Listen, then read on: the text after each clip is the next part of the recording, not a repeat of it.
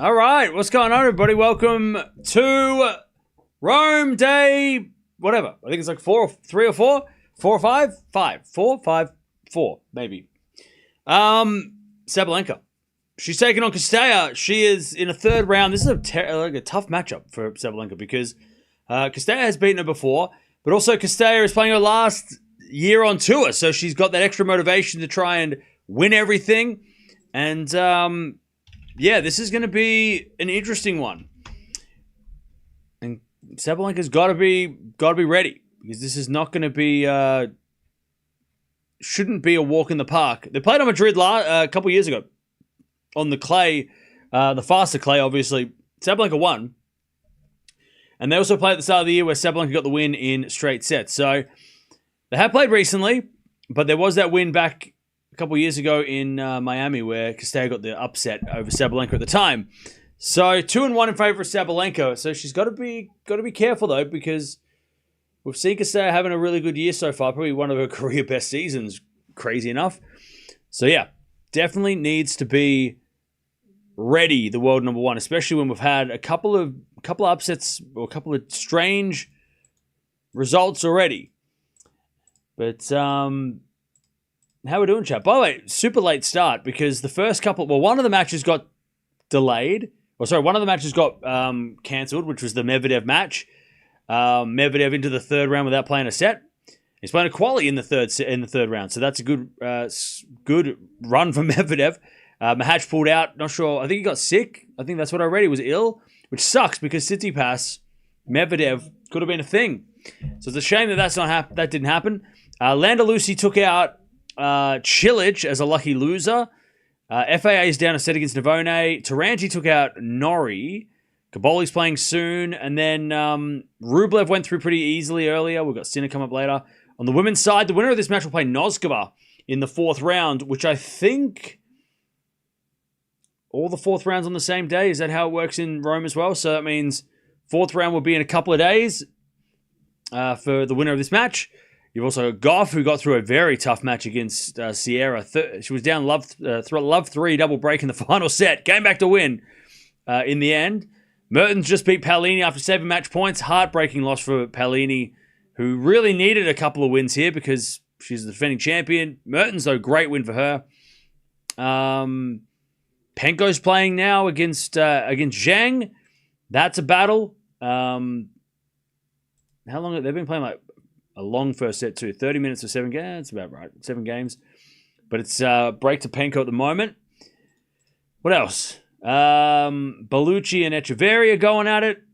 FA is about to win the second. Fokina serving the match against Guerin. So yeah, it's all happening. It is going off in Rome.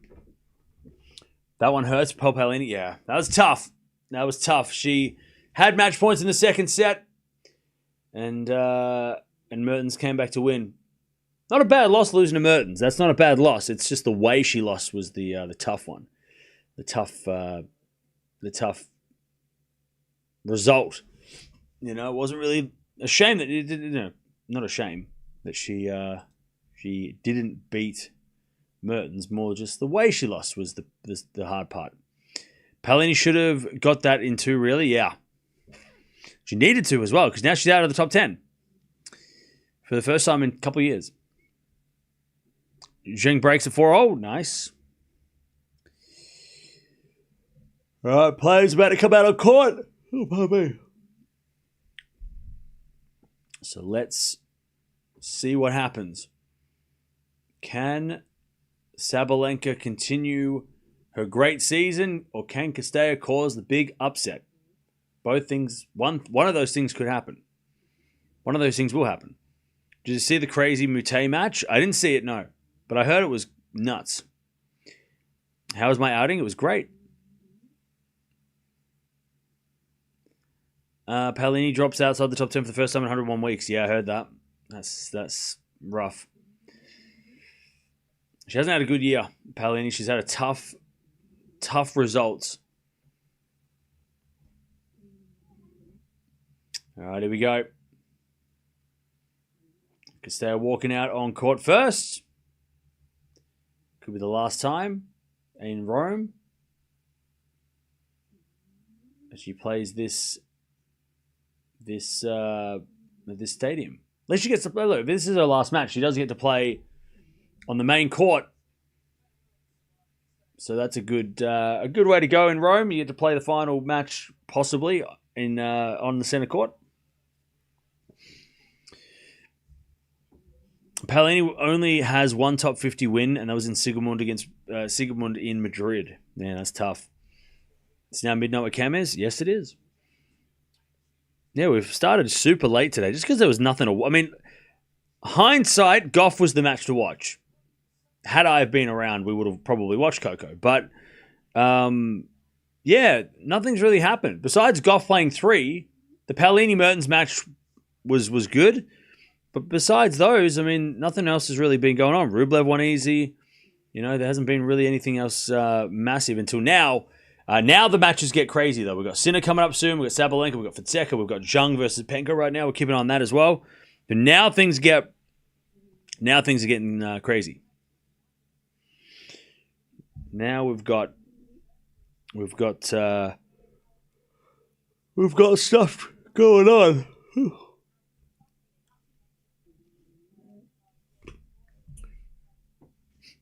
Fonseca, do your best. Yeah. Fonzie's going to play Medvedev soon. So it's all happening. Yeah, the Medvedev match. I tell you what, as someone who owns Tsitsipas in their fantasy team, I was a little bit annoyed by Match pulling out, to be honest. I was like, what the hell? What the hell is this about? Why? He played really well against Steph as well, so it's a real shame that he didn't get to play Medi for him, but it's also a shame for everybody who had Tsitsipas and was like, bro, you took out our guy and then you ditched. What? Anyways. Oh, Fokina wins, okay. Shelton Caboli coming up. Is it really Shelton Caboli? That's not real. Is that a real thing? No. Shelton Caboli's not a thing. Is it? No. Atman Caboli. Shelton Caboli, they can't play until like the semis. Shelton's not playing Caboli at all. Not for a long time. Unless you're talking about doubles. You talking about doubles? Caboli, Atman, but still it's really... Yeah, maybe you mean doubles. Oh, in different matches. Oh, okay. I thought you meant against each other. I thought you said... Okay, Sheldon and Caboli are coming up. Yes, they're both coming up to play. No, that makes sense. That's my bad. I read that wrong. I thought you were saying they were... Yeah, I thought you meant you're playing each other. No. Yeah, they're both playing today.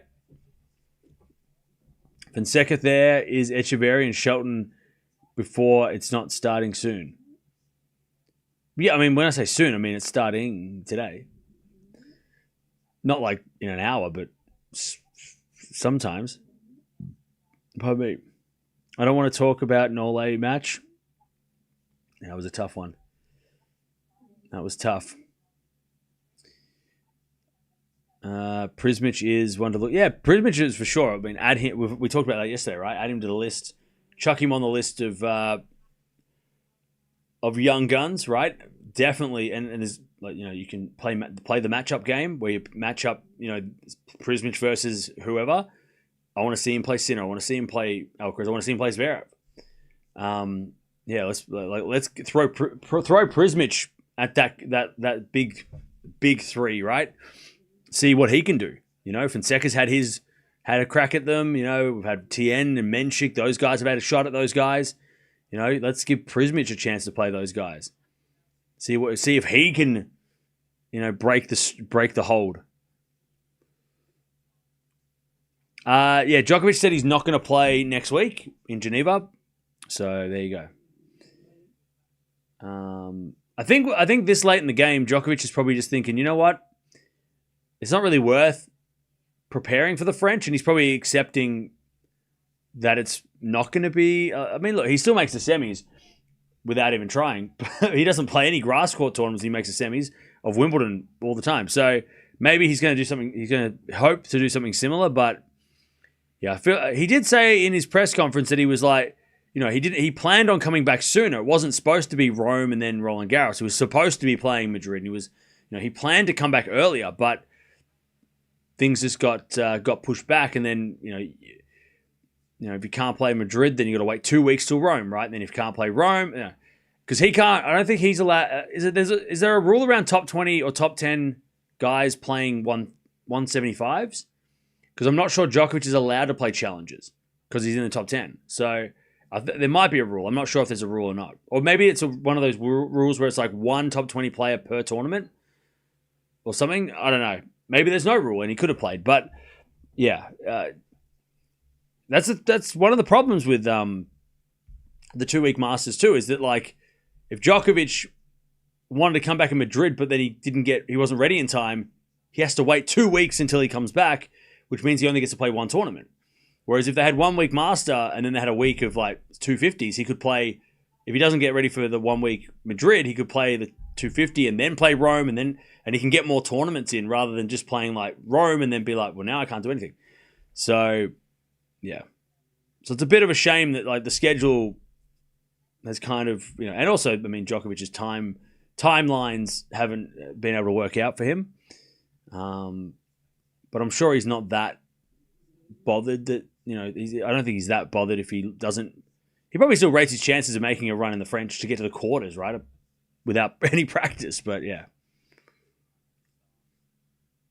And if he gets a decent draw, he should make it that far, right?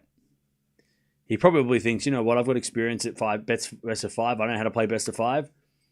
Good luck to everybody who plays me, because best of 5 is what he does best.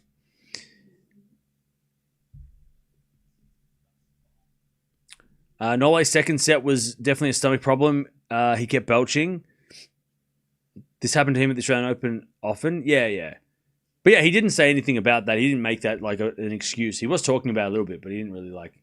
He was saying like Prismic is legit. He's good. He knows what he's on. Respect his win, right? There's no excuse for Djokovic. Prismic got him.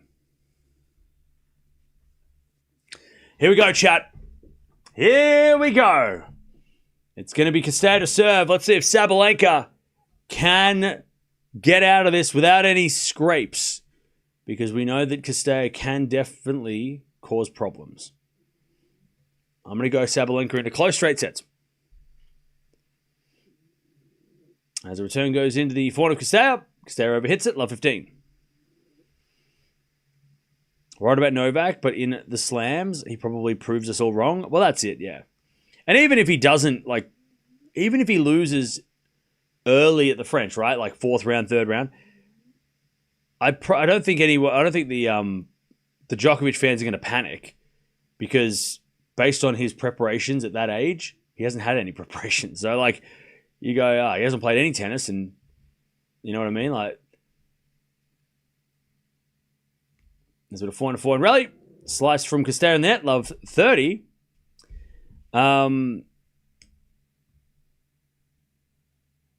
Yeah. Love 30. Still likely to be top 4 seed anyway. FAA and Shelton need to have an incredible run here in Rome to overtake him. Oh, yeah. Djokovic, I don't think, is too bothered by his ranking. He'll be top 4. Plus, even if, he is top 4, right? Because Alcaraz is out. So, I think it's pretty much impossible for him. He'll be number 3 seed unless, well, even if FAA and Shelton play in the final of Rome, which I don't even think they can because they're on the same half of the draw. Like Shelton and FAA, it's impossible they both overtake Djokovic this week. So, and Djokovic knows that. We talked about this last week or the week before. There's no doubt that his team are basing his, yes, they're assessing his body and saying, okay, what's his shoulder, what's he doing, yeah. But they also are keeping a big eye on the rankings for sure, because if he's top 4, that's much better for him. And if he has to win to, make a quarterfinal of something to then keep top 4, he'll try and do that. But if he doesn't need to, then he won't. So he would have known coming into this tournament. That's probably why he wasn't that bothered, because he's like, well, yeah, it sucks that I lost. I wasn't prepared for this. I'm a bit rusty, whatever.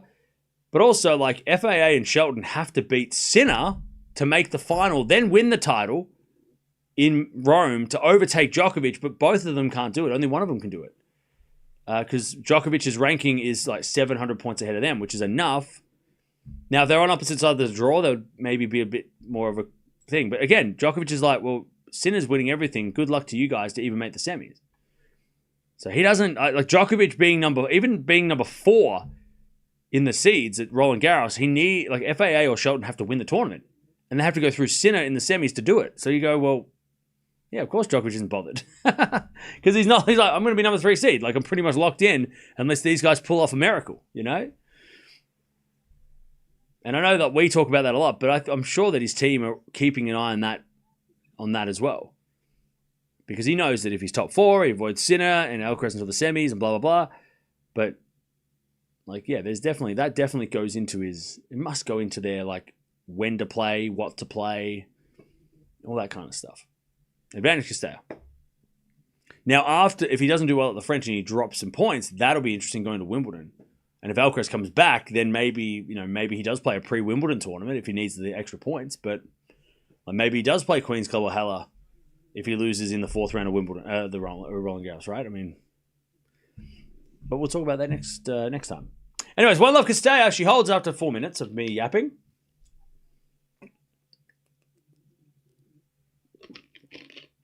Novak should retire if he cannot play a complete event without getting a well-known fit during matches.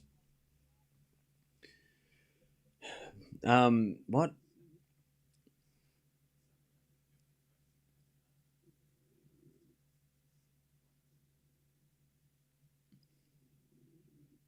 Seedings are locked in. Yeah, after Rome. Yep.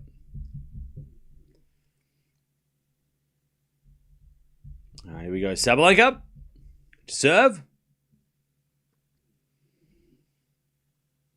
7 to 4 to Castella. Up the line of the slice of Sabalenka. Lob goes up. Bounce smash for Castella. Winner. All right, love 15.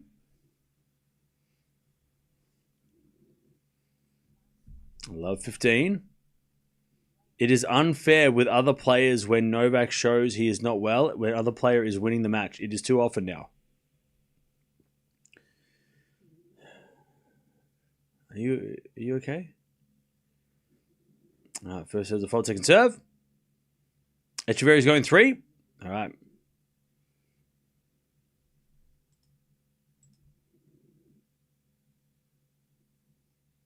As the return goes to Sabalenka. 4 now from Castella. Into the corner of Sabalenka. Castella backhand. To the backhand of Sabalenka. Backhand of Castella sliced into the net. 15-0. Why is it unfair to other players if Djokovic isn't feeling well? What's like are you saying that like it takes away from their result, their win if Djokovic isn't well? So therefore he should retire out of respect to his opponents? What do you mean? Come on now.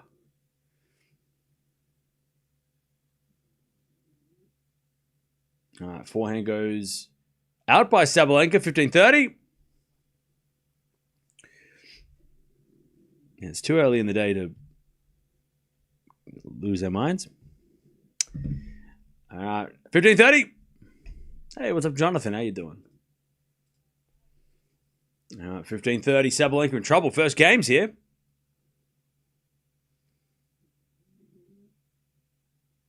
Serving to the backhand of Castella. Lob goes up. And Sabalenka forehand. Castella passing shot goes wide. 30-0.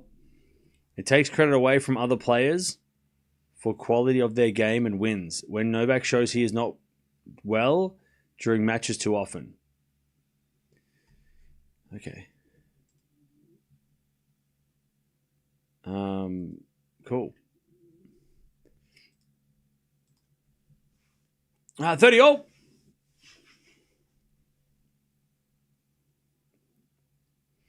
That goes out by Castella, 40-30.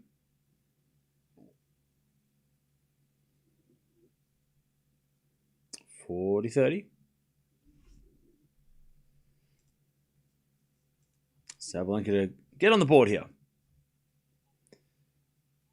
That's a fault, second serve.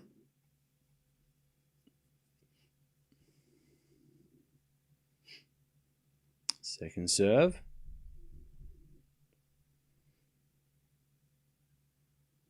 There's a backhand return up the line to the forehand of Sabalenka. Sabalenka crushes it cross court. Okay.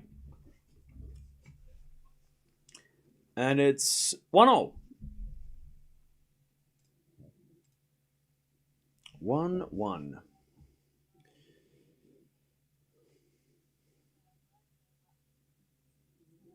Navona, FA are in quite a battle. 2.5 hours for 2 sets. That is crazy. That is insane. But also completely expected from Felix. He would play that kind of a match, wouldn't he? We know. We watch enough Felix to know that's normal. FA playing a marathon. Bellucci and Echeverry in a third as well. And Zhang won the first set 6-4. Love 15.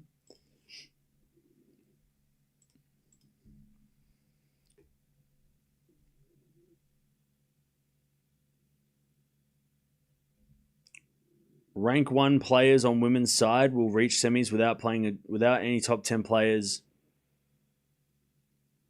Easy draw. Are you saying Sabalenka has an easy draw? Is that what you're saying?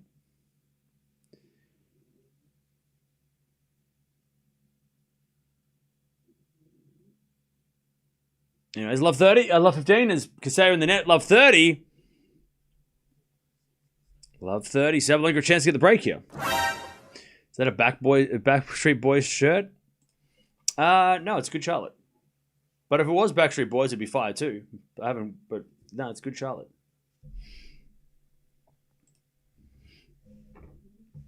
Love 30. First serves a fault, second serve.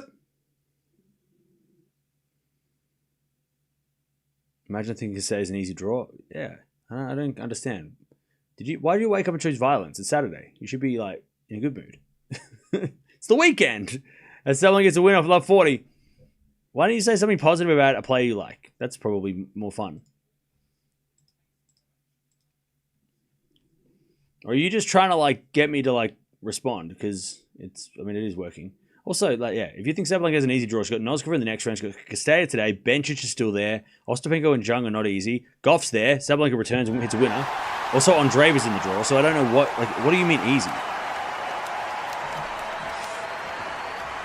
This guy's looking for attention. I think he's attention grabbing. You're trying to seek attention.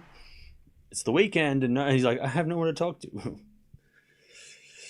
Let's say outrageous things so the guy on TV says something. Come on. It's Saturday. Go outside and touch some grass, FAA breaks and serve for the second. Yep.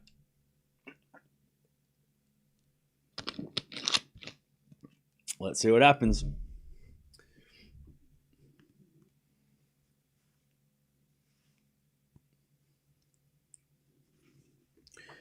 Yeah.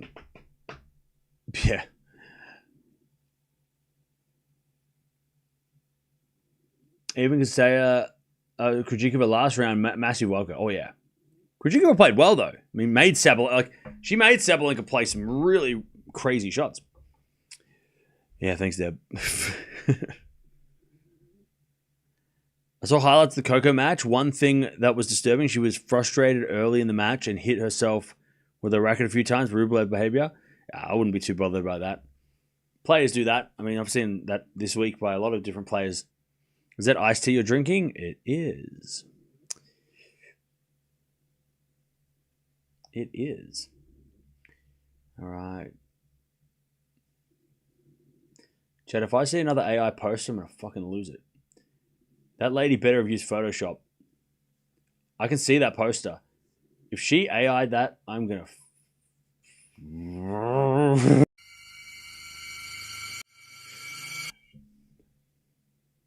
Draw it with your hands!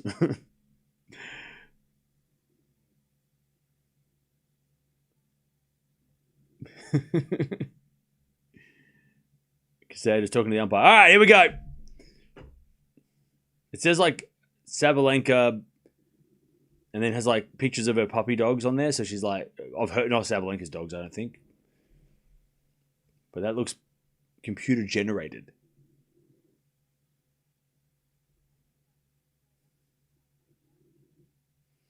I love 15. Love 15. Hey, what's going on, Laura? How you doing? Wait, what the hell happened? Navona's in a tiebreak. I thought FAA won the set. Oh, did FAA get broken back? What happened? All right, backhand now to the forehand of Sabalenka. Sabalenka in the net. Love 30. Chance for Cirstea to break back. Boop. All right, love 30.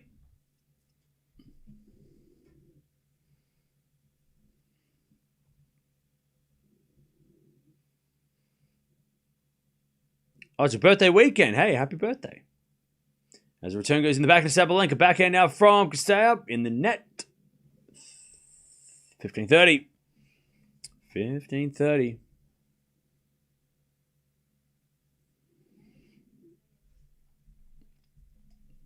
All right, 15-30. Sabalenka serves again.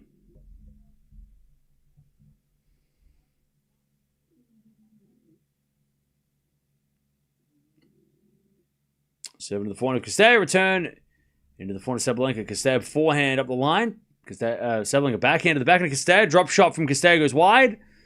It's 30-all. Navono breaks. Tie break. Oh, God.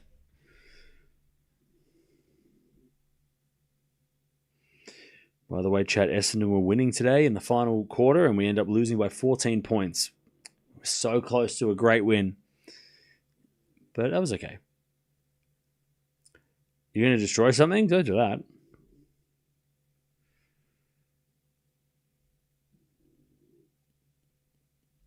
All right. Return goes out by Cirstea. 40-30. Sabalenka to take a 3-1 lead.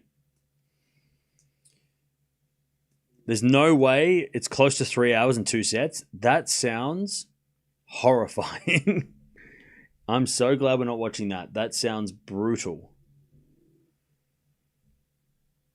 Serving to the back end of Cirstea. Sabalenka with a hard... Oh, she missed the volley. She went with the serve and volley tactic, but no good. Great return from Cirstea to make a tough volley right down to the feet. All right, deuce.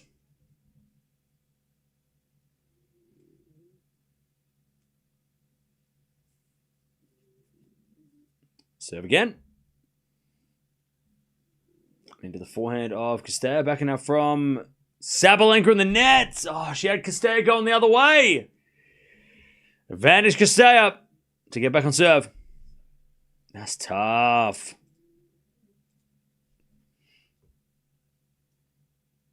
Advantage Cirstea.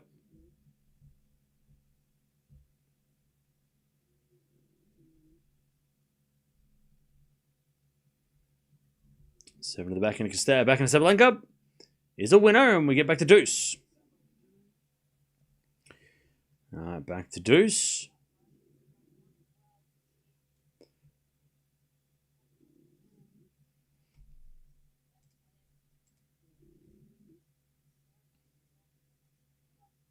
And Sabalenka serves again. Backhand return goes in the backhand of Sabalenka. Backhand up from Cirstea on the stretch. Goes wide. And it's advantage Sabalenka to go to 3-1. What do you think about Novak coming to Paris with only one game of clay? I think Djokovic might be a little bit resigned to call this clay season a write-off. That's sort of the way he was speaking in the press conference. It didn't feel like he was that bothered, which is a good thing. It means that he's probably Wimbledon's more important. If I don't, I'm not. He doesn't have any expectations on himself for the French. That poster is not handmade. That person typed in a prompt and it spat out an image. Chat.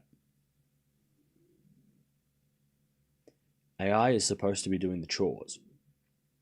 The shit we don't want to do. And that guy's filming.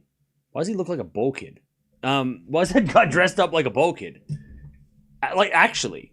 He's wearing the exact... Maybe he works there. And she's a really good graphic designer. All right, backhand return. Sabalenka love 15. That guy's literally holding Are they YouTubers? They must be vloggers or something. Yeah, AI is supposed to do the troll chat. Just remember that. And we're supposed to do the fun stuff, like creating posters with their dogs on them. As with a forehand now winner from Cirstea. 15-0. Felix is not a top 10 clay on clay. No. Well, not this year. Are you going off at people's posters? Yeah, ones that have been generated by a computer and spit out of a printer. That person didn't even use one marker or glitter stick. Like, what are we doing? There is no glitter on that poster, just a printout. Look, it's on like an A4 piece. It's like this big. You gotta get like arts and crafts. Arts and crafts! 30-15. Come on. No effort was made. It was, I'm going to put dogs on my poster and print it. Print out the pictures of your dog and then draw. Use crayons. Yes, use markers. Make the sign at least 3 times bigger. I should be an art teacher. 40-15.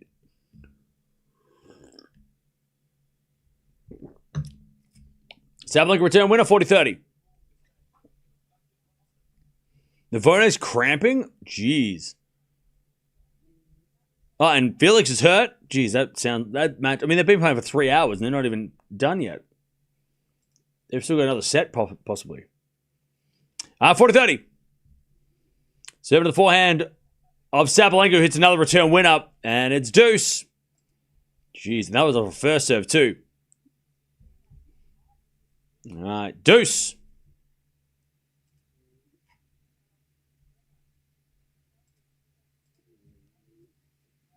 Serve again. Into the backhand of Sabalenka. Return goes into the backhand of Cirstea. Up the line and long by Cirstea. And Sabalenka's got a chance for a double break.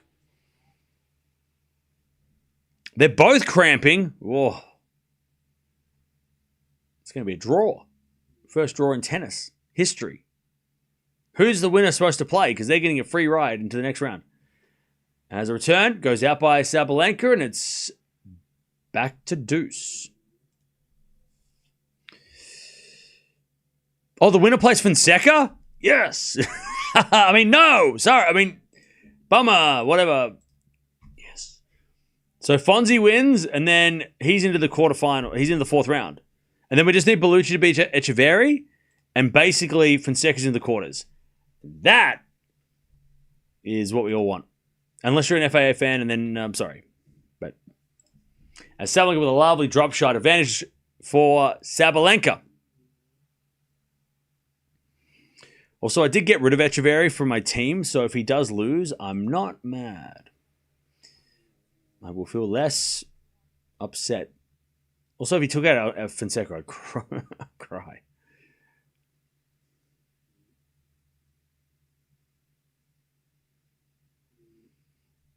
All right, first serve is a fault, second serve.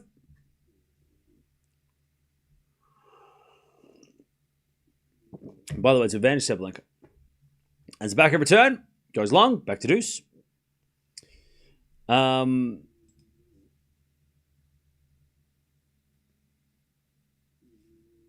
Zhang is up a set and 2-all, by the way.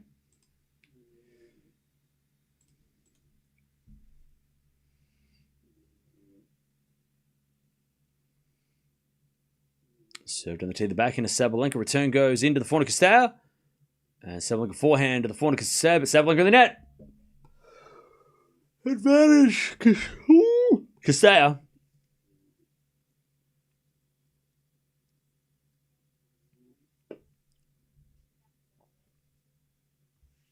Advantage Cirstea to take the game. It's been not the longest set, but advantage Cirstea.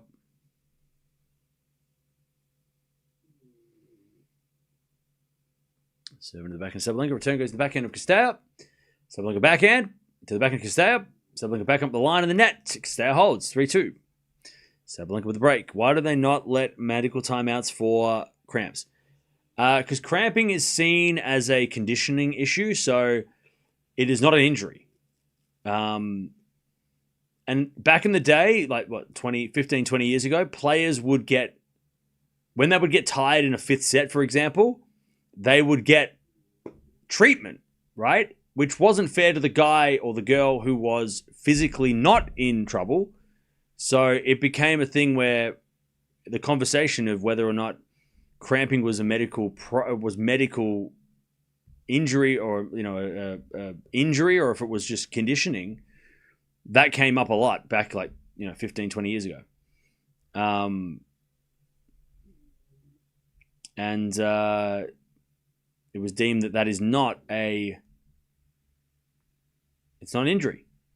And it's an unfair advantage to the person who, in the off-season, did the training, is physically fitter, right? It should be,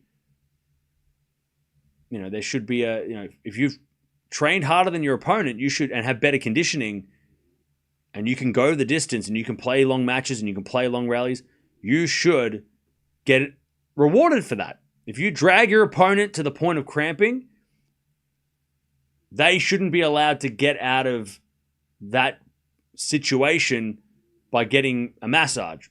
Whereas, and you've done the hard work, you don't need a massage. You're like, well, I've done. So that's where it became like a fairness issue. Whereas, and look, yes, some players get medical timeouts or have had medical timeouts for cramp. But at the time, the doctor obviously didn't, like the Alcaraz thing happened last year, right? Sorry, the Australian Open this year. Like things like that do slip through the cracks, and then in the end it turns out, oh yeah, it was actually that, blah, blah, blah. But, yeah, overall, the medical staff are not going to treat cramp because that's not an injury. And it's not fair. If the other guy has been, training, or the other guy has, got the advantage, or the other person has the advantage in the physical way, right? In the physical physicality of the match. That's why. And there was a big stink about it, like in the 2000s. It was a big deal because players were taking medical timeouts for cramp and medical timeouts for conditioning. And so many times someone would get a medical timeout and they'd get like their legs rubbed in a 2-minute break to physically recover as well, right? They would get that, or a 5-minute break, and then in the final sets of tie breaks and stuff, or final sets of matches and stuff, and players were recovering and then winning matches after they were physically unable to move.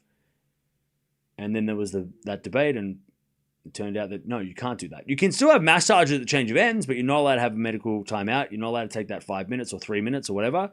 You're not allowed to get treatment for it. You can have pickle juice. They can rub cream on your legs, to try and help you, but they're not going to take, they're not going to let you rest for 5 minutes to get it fixed or try and fix it more. You know what I mean? Anyway, it's 40-15. So that is why. Navone wins. Brutal. FAA with an underarm serve. Ouch. That is crazy. Tough match. Physically. Very tough.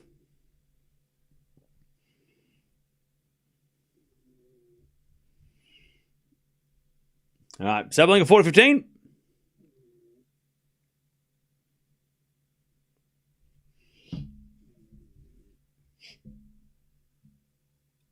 As we're back in a backhand rally, up the line, a winner. Error from Cirstea. It's 4-2. 4-2 Sabalenka. Also, Bencic in the house. Her and Cirstea have been supporting each other throughout the year in the coach's box. Why can't you have a massage if you can't walk? Because you can at the change of ends, but you're not allowed to have a medical timeout. So you're not allowed to have the extended timeout. You're allowed to have, treatment like leg, a massage, but to loosen up your legs, but you're not allowed to have like a full-on timeout.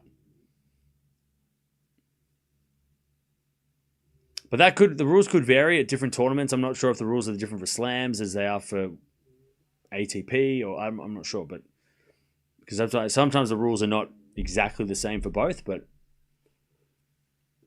as the forehand goes in the net by Cirstea, 15-0. Anyways,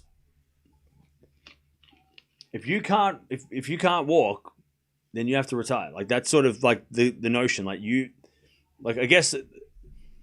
And look, it's harsh to say for like FAA, who doesn't really cramp ever or anything like that. But like, basically, it's so like if you didn't do the work in the off season to prevent this from happening, then you have to quit when it happens. If you can't go on, you have to quit, right?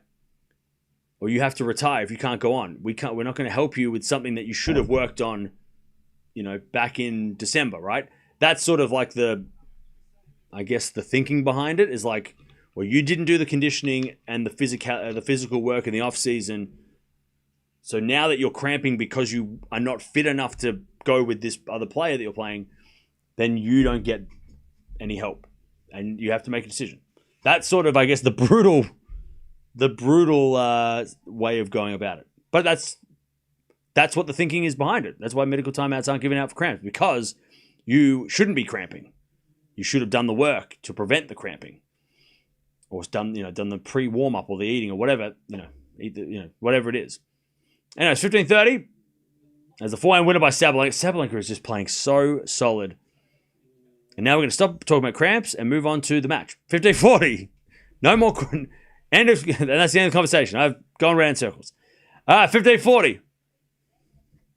No one's cramping in this match.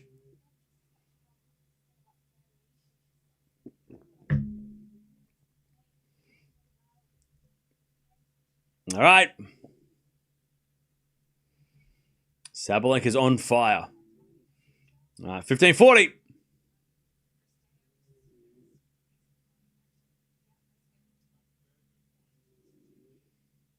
First serve, followed by Cirstea. Second serve.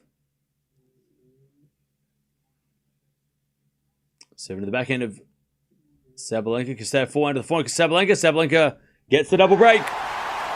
Cirstea puts it in the net. And Sabalenka is just relentless. All right. And 30 minutes in, Sabalenka's going to serve the first set 5-2. Sabalenka is just unstoppable right now. Thoughts on the Paolini loss?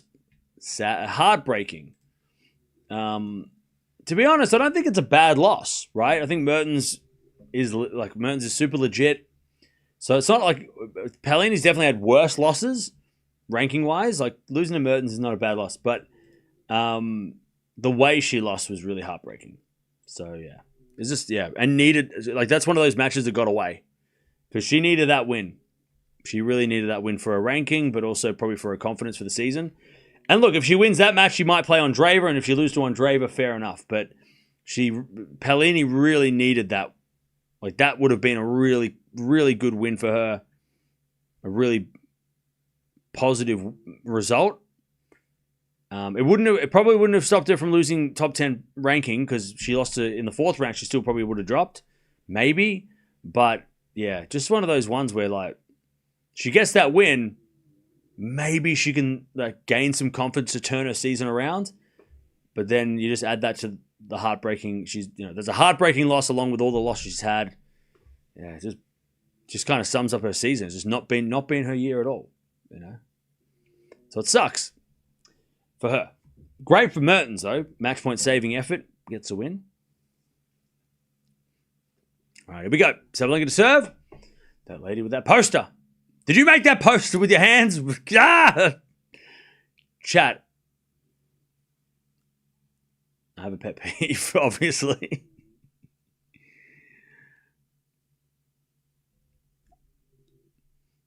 First serve, default, second serve.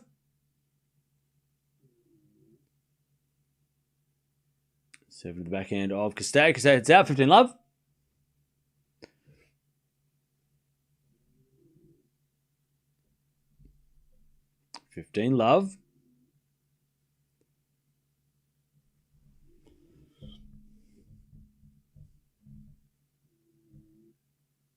And there's a bit of fault from Sabalenka, second serve. We're waiting for the Sabalenka and Boko match.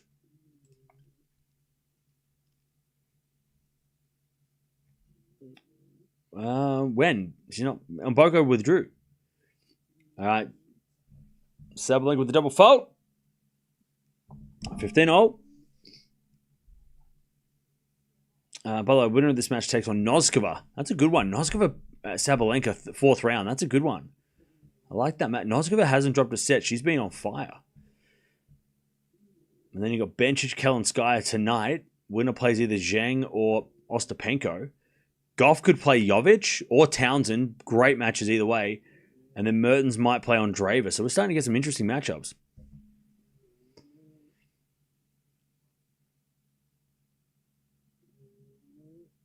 All right, 30-15.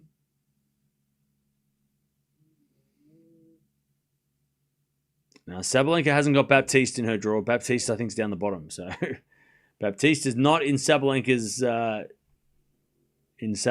way this week. Baptiste is playing Svitolina, and then maybe Keys, and then Raducanu quarterfinal. So Raducanu is the one who has to face Baptiste possibly this week. Sabalenka makes another error. 30-0. 30-0. All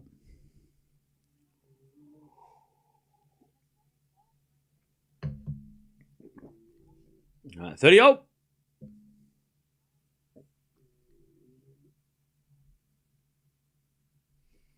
Sabalenka serves out wide the forehand of Cirstea. Oh, return just missed. 40-30. Sabalenka. Set point. Take the first set.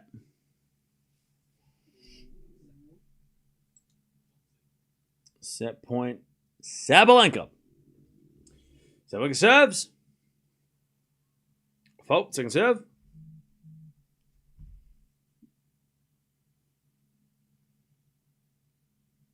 Second serve. To the back into Cirstea. Back into Sabalenka up the line. Cirstea forehand in the net. There's the first set. Sabalenka takes it. 6-2.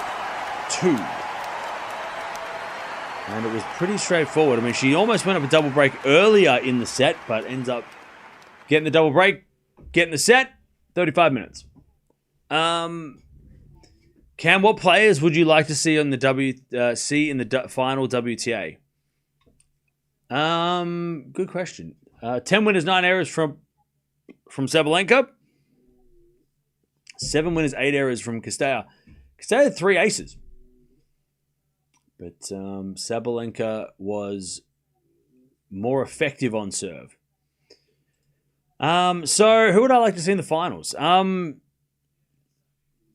So I would like to see Raducanu and Swiatek in the semis. That would be fun. I feel like we haven't had...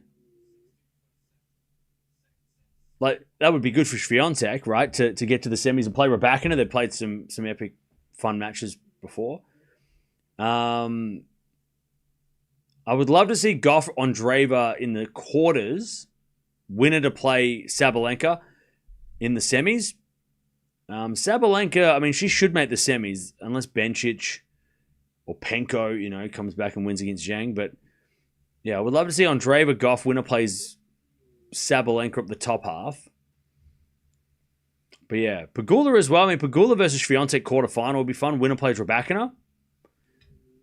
Wouldn't mind that for now. Baptiste versus Raducanu in the quarters would be fun too, just to see if Baptiste can go back to back, beating the top players. So yeah, there's a couple of matches there that I'm excited to see. Yeah, Noskova plays the winner of this match. Do you think Sinner can beat Ovna?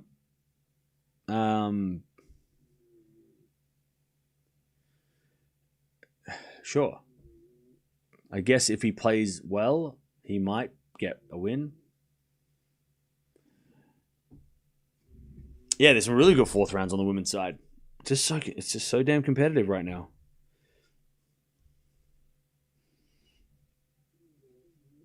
Penko and Clay versus Noskova. What do you mean? Penko's not playing Noskova.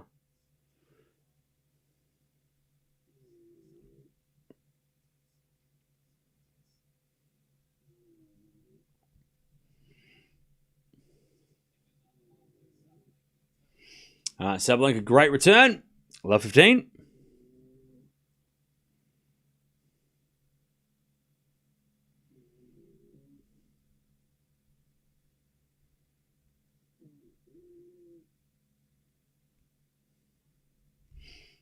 First serve is a fault, second serve.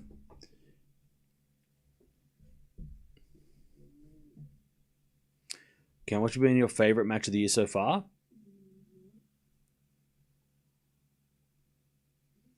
Good question. Backhand goes in from Cirstea because a lob by Sabalenka, but it's wide. And it's 15-all. India Wells final for the ladies, probably my favorite match for the ladies, just because it was so... It was just such a... Like, it had just everything. I still can't go past Alcaraz Zverev at the AO, though. Like, that also had so much going on. That match was so interesting. Like, it just had so many different, like, plot twists. I love it. I loved it. I just love that. I think that match was just so entertaining on so many different levels. You know, there was just so many plot twists. So yeah, probably the AO Alcaraz Zverev semi and the Indian Wells final are probably my choices at the moment. Obviously, Baptiste Sabalenka is definitely an honourable mention. Eala versus Sinner, Eala in 3. Why they're not playing though? Eala's playing Raducanu. 15:30 as we get a double fault from Cirstea. 15:40. Sabalenka to take the break. First game of the second.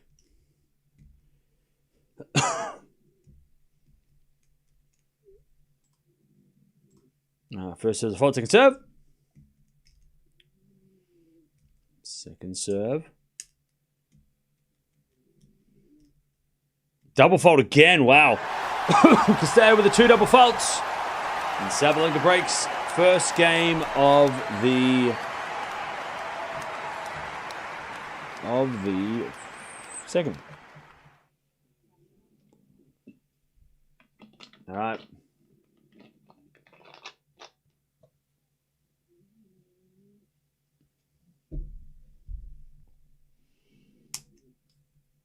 All right, here we go.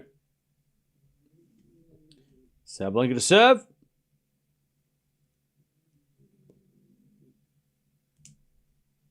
Into the back into Cirstea, back into Sabalenka. Cirstea backhand in the net. And it's 15-love.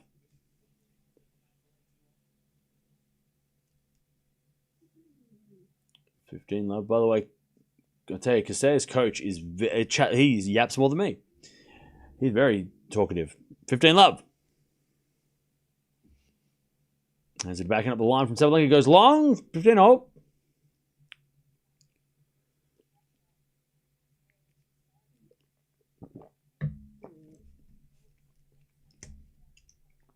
Do you think Coco will take out Atman fast? Do you think Atman's serve has less power on clay?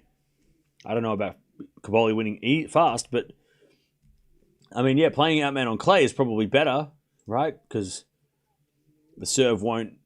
I mean, the serve still is good. I mean, we shouldn't underestimate his serve, but I mean, Coco should beat Atman in Rome on clay, but it's not always a guarantee.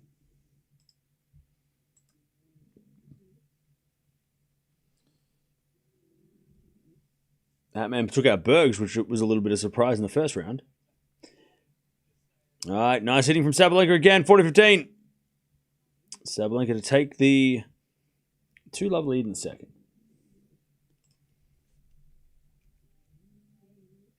Atman almost took out Feast in Barcelona. Yeah, Atman. I mean, that's the thing with Atman's serve. He can play on slower courts, right? I mean, his serve is. I mean, that's like Shelton too, right? It's like, oh, do you think his serve will be like worse? Probably worse than like a fast hard court, but like still fast though. Like, it's still not easy. It's not like his serve all of a sudden is easy to return. Like, they're still both. Being a lefty, yeah, true. That could also be a big help as well. But Yeah. So Caboli, it's going to be a tricky matchup. Where is Nole? I don't know. Where? I don't know. Probably he went home. I don't know. I don't know where he went. Maybe he went to Paris. Sabalenka with a fault second serve.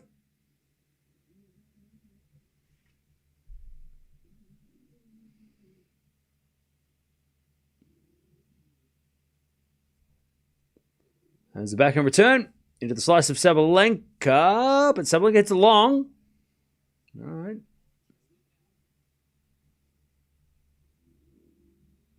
We have the deuce.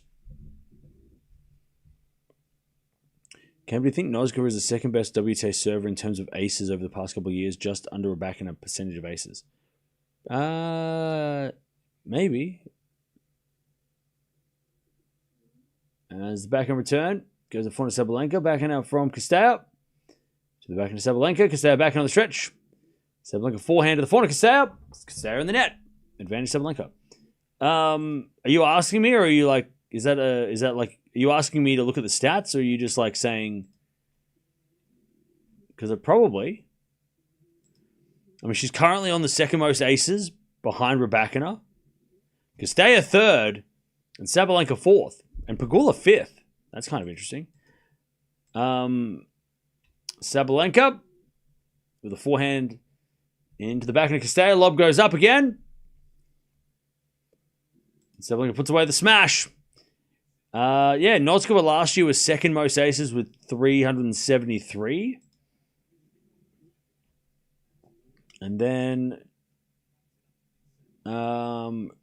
she was 14th most aces back in 24.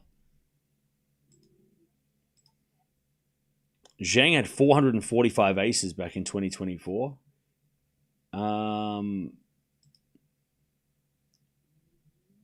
And then Noskova, 2023, she wasn't really a factor, so she didn't really have many aces then. But, yeah, I mean, the last couple of years, she's been second.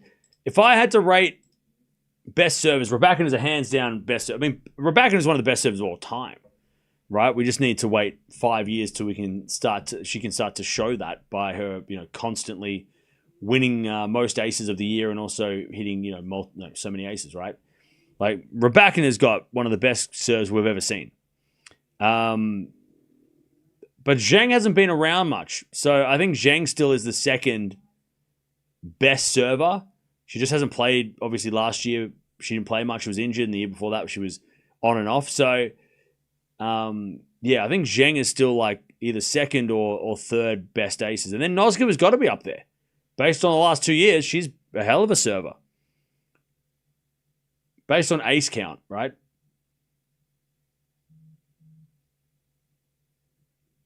Uh, 30-15.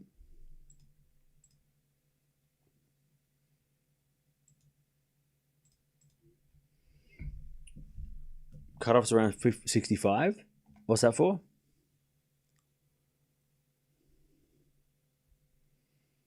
Oops, schedule's out. Thank you, Gene. I'm not really bothered by the schedule tomorrow. As long as it's not annoying, it should be right. Oh, no surprise. Hadar versus Analdi at night. Did I not say Cocciaretto versus Swiatek at night? And then during the day, you got Musetti Cerundolo. Oh, Raducanu Eala has been shifted off. Wow, that match is way late in the day. That's crazy. I thought Eala Raducanu was center court for sure. I guess they went, do you want to play first? Nope. Okay, we can play on court 2. So you got Baptiste Svitolina, Zverev versus Blocks, Musetti Cerundolo, and then at the night session is Swiatek and Hadar, which is no surprise. I think that's pretty expected. But yeah, I'll tell you, Eala fans, it's going to be a late one. You're going to probably have to be up, start watching midnight, because they're on the board 2-1. Then you got Rudla Hechka, fire. That is a fire matchup. Pegula Masarova, okay.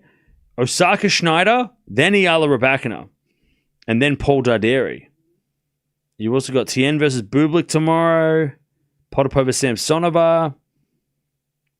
Yeah. Interesting. Yeah, that's a good schedule. I don't mind that schedule. Why is it called a let instead of a net? I don't know. There's probably some French reason.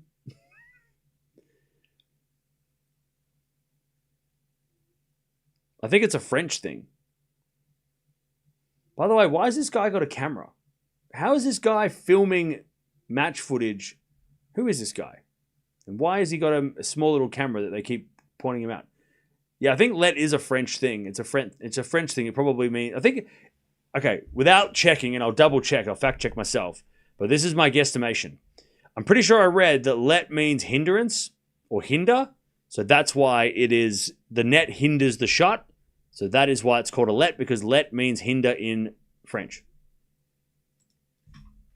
Let me see if let's see how close I was. Did I read? I swear I read that somewhere.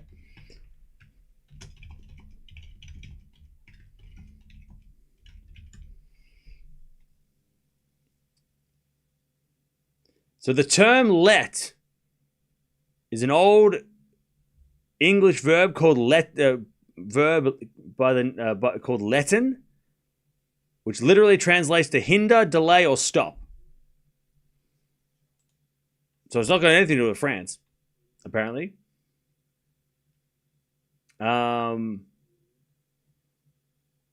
Yeah. So that is why. There you go. So it's half right.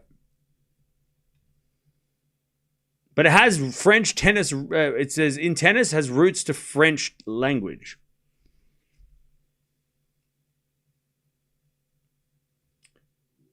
So there you go. That's why it's called a let, and why it's not called a net, because it's called a let. It's got nothing to, I mean, yeah, the net, but also, yeah. There you go. 15-0. But yeah, it's only called, like, it's not called a net because, yeah, it's got nothing to do with, like, they didn't go, oh, we should call it a net. And someone's like, what? Did you say let? And they said, yeah, we'll say that instead. Like, there was a reason why it's called a let. Usually, I mean, that's the same with like love and all the scoring and all the, even the word tennis comes from France. Like the word tennis is a French origin word. It's, what is it? Does it mean, doesn't the word, didn't they say like tennis before they started playing to like be like ready or something like that? There's like, it's like a French. They used to say that in France, and then the English people that would hear them playing, watch them play this sport, and say tennis, they'd be like, "Oh, they're playing tennis." So then people from England or from English-speaking countries would be like, "Oh, they call it tennis. That's the game." Yeah. So English speakers adopted the French call of tennis. Tennis. I don't know how to say it. And just started calling it tennis. The French people yell it all the time.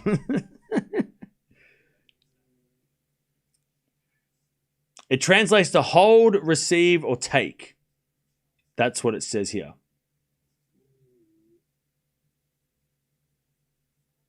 There you go. So yeah, I know everyone likes, everyone thinks that, oh, well, the tennis came from England. A lot of it came from France. A lot of the origins of the sport came from France. They used to play like hit with the hand and stuff before they hit with rackets and stuff, and that was all in France. Anyways, I have no idea what just happened. Casey breaks back. 2-0. Yeah, a lot of the things we use in this sport come from France. Like it's a lot of French influence on the sport. It just got adopted by the English, and the sport that we know today was started in England, but a lot of the origins of it were French.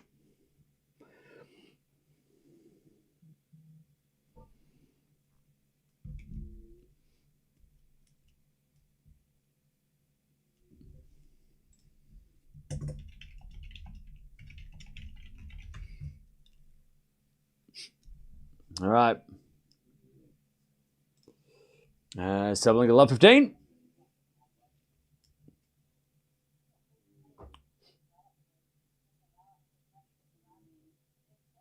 Love 15.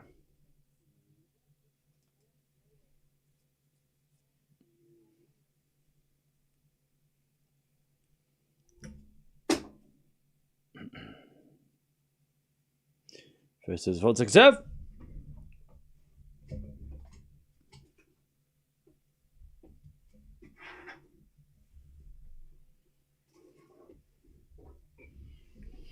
They are all the same people. Why the division? French and English are the same.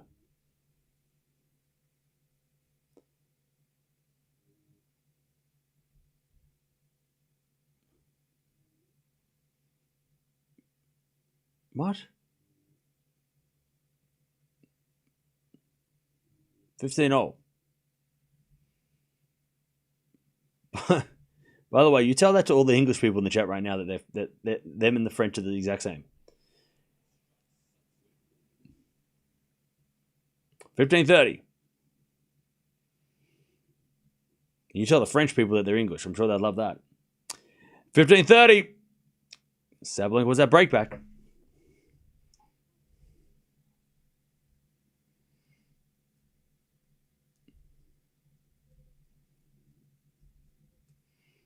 All right, 15-30.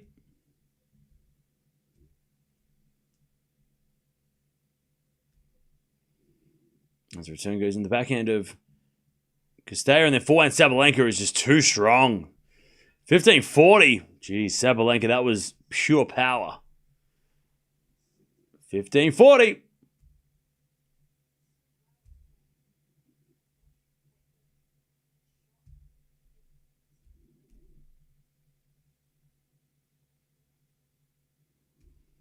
As the return goes back into Cirstea, back in now from Sabalenka into the forehand of Cirstea. Sabalenka slice into the backhand of Cirstea. Into the forehand of Sabalenka. Cirstea slice. Sabalenka backhand in the net. One save, 30-40. By the way, to the person who wrote that comment, why you... What? Have you got to read the history on France and England. I don't... They're totally different places. There's a lot of history between them. They have their own identities. They're different. And the Sabalenka gets a backhand winner. They definitely have a lot of. There's a lot of. They have their own identities. Should definitely read up on it. All right. Sabalenka got the break again. 3-2.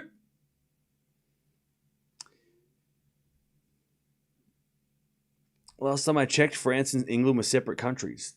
Yeah, they are. It's still like that. Echeverry's losing? Oh no, that sucks. Oh, actually done a break. Okay. Oh, Nakashima's got a 7 for the set against RBA. Penko's about to win the second against Zhang. And Atman and Kaboli have just started. So there you go. There you go. Fonseca match is actually on a little bit later. After this, there's nothing for 2 hours, and then Sinner starts. So yeah, we've got a couple of hours until the Sinner match after this. And then Fonseca starts probably the same in about 2 hours.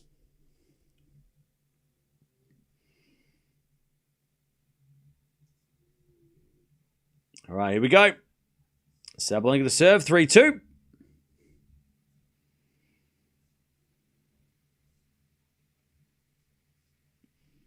Yeah, so Fonseca's starting after Shelton, which is after Bellucci and Echeverry. So there's a bit of... Probably have to do a double header with Sinner match and with a Fonseca match as well, but that's fine. All good to do that. It's a bit of a shame that there's not a match in the next 2 hours we could watch, but that's all right. Maybe there is. I haven't even... Let me check.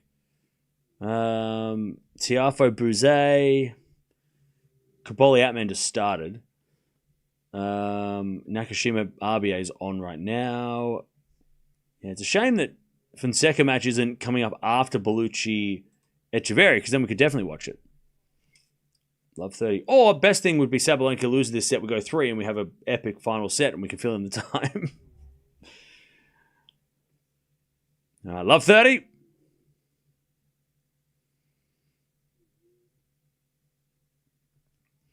First serve's a fault, second serve.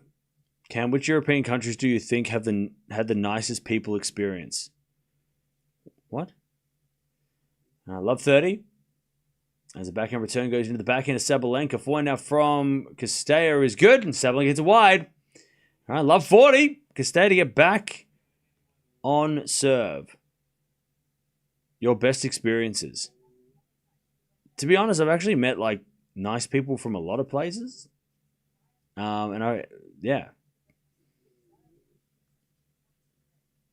All right, love 40. As a return, goes in the front of Sabalenka, but Sabalenka gets wide. We're back on serve 3-all. Yeah, like what I've come to realize, like the more I've traveled, there's not like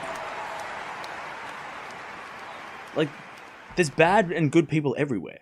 Like you can have a bad experience with one person from like one place, but it doesn't mean that everyone's like that. And then you can have a good experience with a good experience with another person, and that doesn't mean the whole place is like that. But like that's, yeah. I mean, I don't think I've had like I've been to places where I've been like, oh, I wouldn't come back, not because of the people, just because. But like, yeah, the nicest people experience. I mean,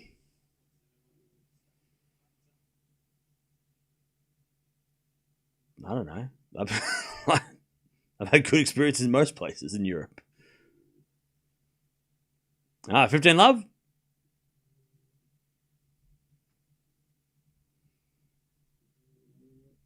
As with a 4-4 rally. Sabalenka backhand. Into the backhand Cirstea. Backhand Sabalenka. Oh, it's a winner. Beautiful shot. 15-0. 15-0. I'll tell you though, in the world, some of the friendliest places I've been, like probably throughout Asia, specifically Southeast Asia. And I'm not just saying that because you're going to be like, oh, you're saying that because of Eala. I haven't been to the Philippines, so no, I'm not saying that. I'm saying like most of the Southeast Asian countries are very accommodating, I've found. And I've been to like most of them, luckily. And I find that like they're all very friendly. Generally, it's very like you have more. Like I've had bad interactions too, but very very rarely. Bellucci wins, damn, because they're willing to if you're they're willing to help you, and they're willing to if you look lost, they're there, And probably you get that. I mean, people say that about Australia. Like, if people are happy to help and helpful and stuff. In other countries, everyone's doing their own thing. So, but it doesn't mean that those countries aren't good either. Cambodia as well. Yeah. Thailand. Yeah, Indonesia. All those places. Very accommodating. 30-all.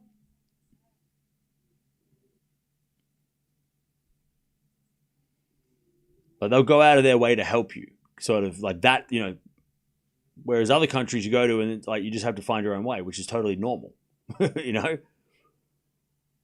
like you'd be, oh wow, people are helping me. This is strange, Like that's awesome. It's fun, To have people be like, oh, let me try and help. 40-30. By the way, really nice as well. Was in China as well. When I went to Beijing, very very helpful. Even if they didn't speak English, because obviously, I was the one that couldn't speak their language, right? I'm in their country. I should at least know something. But would grab their phone, type in, into translate, blah blah blah, and then replay it to me so I could understand. And then I'd be like, oh, I'm looking for the cash machine, right? Blah blah blah. Very very helpful in Beijing. And yeah, very friendly too. Asking like, oh, what do you do? Where are you guys from? Like very, very curious about about people. It's really cool. Anyways, Sabalenka, we get to deuce. As a default. From Cirstea.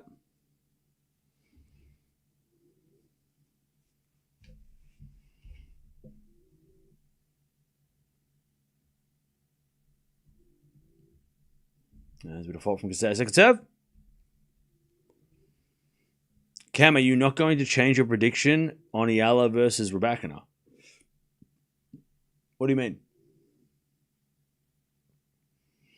Return goes in the back of Cirstea. Sorry, forehand Cirstea. Forehand from Sabalenka in the nets. Advantage Cirstea. So Bellucci versus Landalucci is the third round. Wow. That's a lot of syllables. That's a tough one to call. Like literally. Landalucci versus Bellucci. Kind of fun to say though. All right, first serve, default, second serve.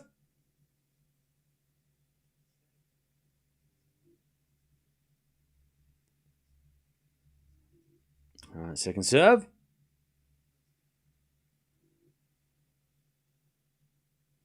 As the backhand return goes in the backhand of Cirstea. Sabalenka hits it out. Cirstea holds. 4-3, second set. All right. Second set. Cirstea holds and leads. All right.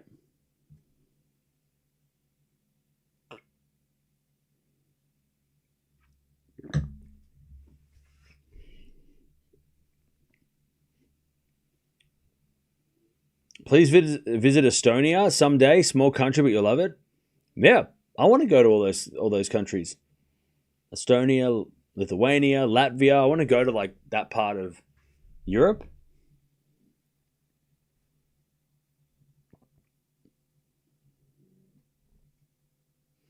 New Yorkers are actually nice. They're direct. You have to move to their quick pace. Oh yeah, yeah. I've been there. Yeah. No, I've been to New York. Is that that was my dream to go there, and I went there. I've been there twice, and it didn't disappoint. It's great. I'm still waiting for you to call Townsend versus Townsend. Yeah, that's not going to happen. Hopefully. As a Filipino Eala fan, we believe Raducanu has a greater chance of winning third round in straight sets. Real talk. Yeah. Everyone knows Raducanu should be favored, but Eala could win. No, Cam, keep that prediction. Okay. Eala will end your career. Are you okay? This guy. You okay? All right, 4-3. As it a backhand rally. As we get a backhand winner by Cirstea. Love 15. Love 15. Did you go to Wimbledon when you lived in London? I only did the tour during the off season. Yeah, I did the tour in the off season, but I also went one day to Wimbledon as well, which was cool. I had to go. It was a rite of passage. 4-4 rally. As it goes up the line from Cirstea, and then up the line backhand winner by Cirstea. Love 30. All right. Love 30.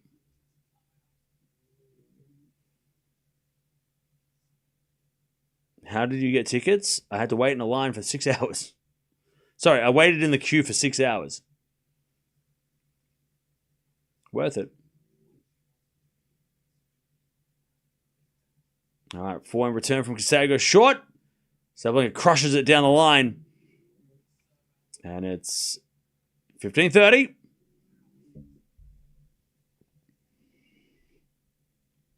15-30.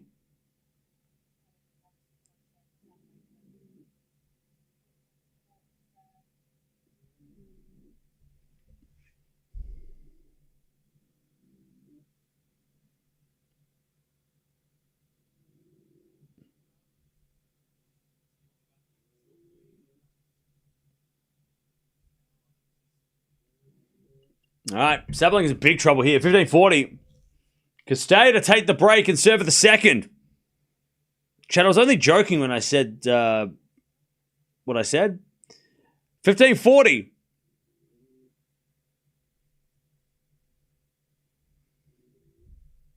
Serving to the forehand of Cirstea. Sabalenka goes with the backhand. Into the backhand of Cirstea. Sabalenka backhand again. The backhand of Cirstea. Into the forehand of Sabalenka. Cirstea backhand on the stretch. Sabalenka. Drop shot. Cirstea gets it with a slice. Sabalenka forehand passing shot. Winner. That is a great play by Sabalenka. By the way, Sabalenka, everybody thinks that Sabalenka's just going to bash the ball every time. And then she throws in a drop shot with such great disguise. Like, Cirstea was so far behind the baseline because of what Sabalenka was doing. And then she hits the... It wasn't the best disguise on the drop shot, but still, it was the shot before that set up the drop shot. Cirstea got there, but then Sabalenka passed her with ease. I mean, that was... Like, Sabalenka's variety over the last couple of years is why she's number one. Like, she is...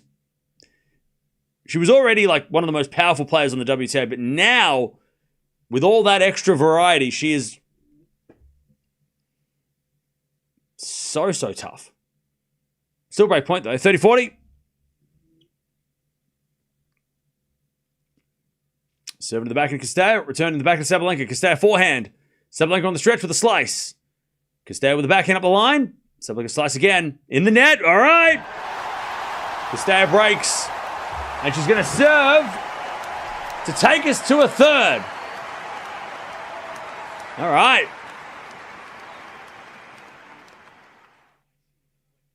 All right. Cam curse. What do you mean curse? That's the thing.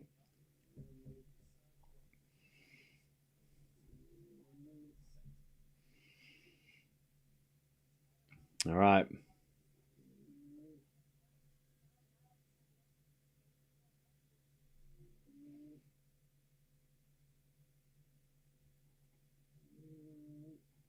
As with a fault second serve.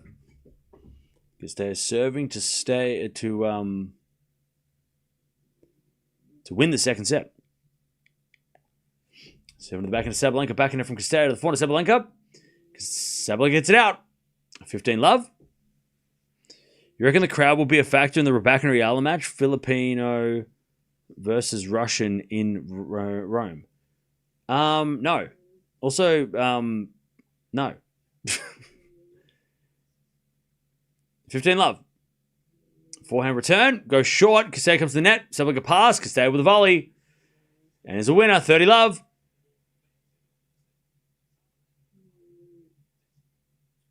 Love.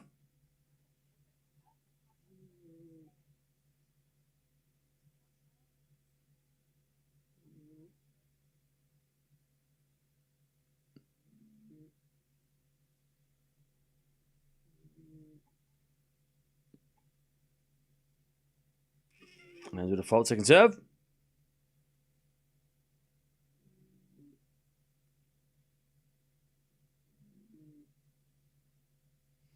As a return goes into the backhand of Cirstea. Sabalenka backhand of the forehand of Cirstea. Into the back of Sabalenka. Sabalenka gets out. 40-love. Cirstea is going to serve with a set point to take us to a third.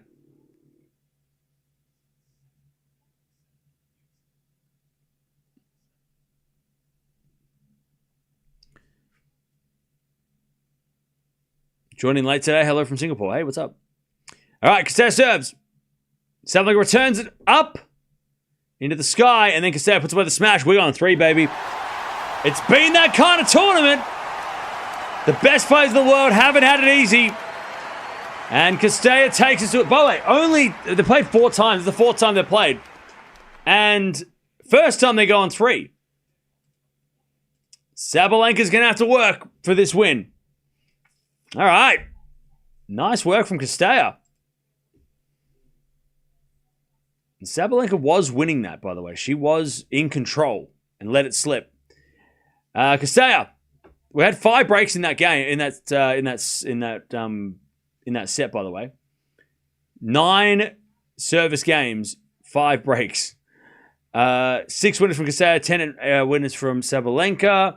Sabalenka not winning that many points on serve, but hitting a lot of first serves in, but just not winning many points. Not many free points.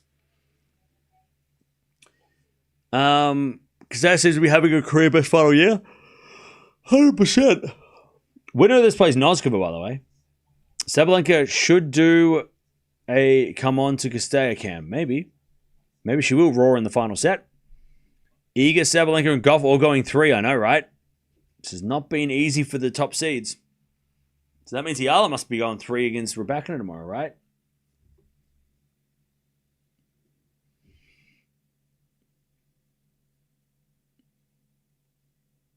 It was a nice career, Sabalenka, but she probably should retire now. Yeah, nah. I don't think so.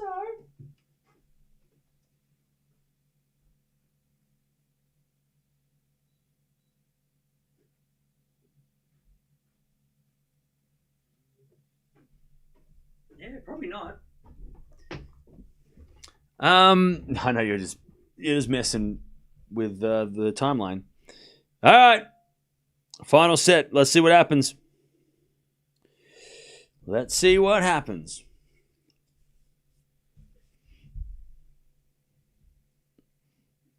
Eala is just an overhyped player, but even with her mediocre skills, she beat Cirstea in straight sets in Dubai, yet Sabalenka is struggling against her. Sabalenka is definitely past her prime. I'll be honest, bro. There's like 3 bad takes in one paragraph. So, at least 2 bad takes, maybe 3. No, there was 2. 3, because you said mediocre skill, which is also not true. Yeah. Anyways, Sabalenka's going to serve first, the final set.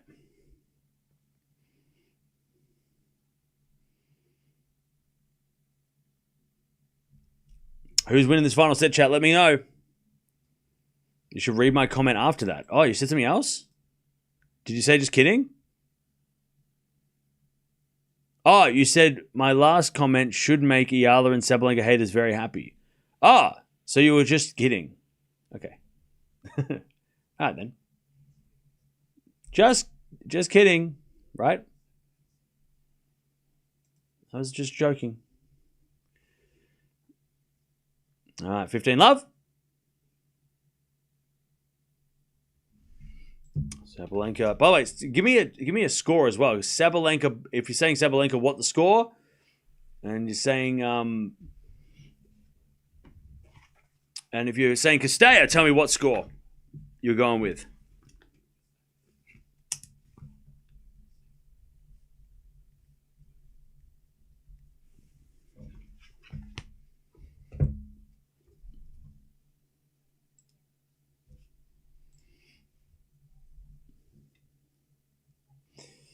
All right.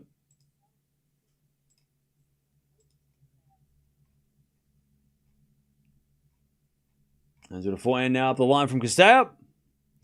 Into the back of Sabalenka. Back into Cirstea up the line is a winner. 15-30. Hang on.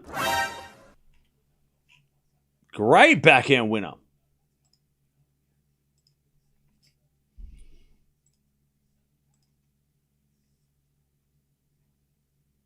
15-30. All right. A lot of different scores. Both players, totally different scores too. I love it. Does feel like that, doesn't it? All right. Forehand in the net by Sabalenka. It's 15-40 and Sabalenka's starting to get angry. She is starting to hit the ball into the ground aggressively. She is not in a good spot now, Sabalenka. 15-40.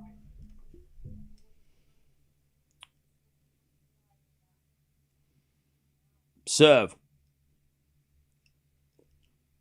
Into the forehand. Cirstea. Return just missed. One saved. 30-40. Jeez, that was close. 30-40. Still break point here for Cirstea. First game of the third.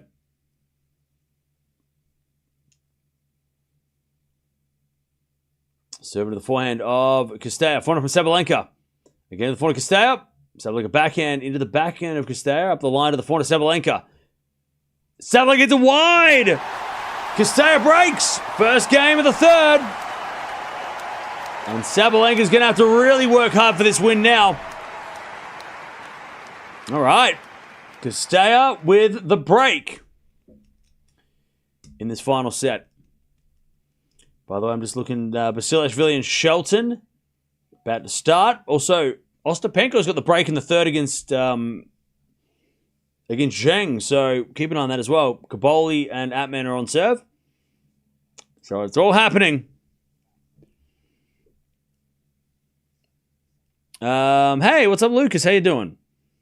I know you would have talked about it when I was sleeping, but what is your take on Djokovic not playing any matches before RG? Oh, another match? Yeah, I'm not really that bothered. I don't think he is that bothered. I think Djokovic maybe doesn't see the I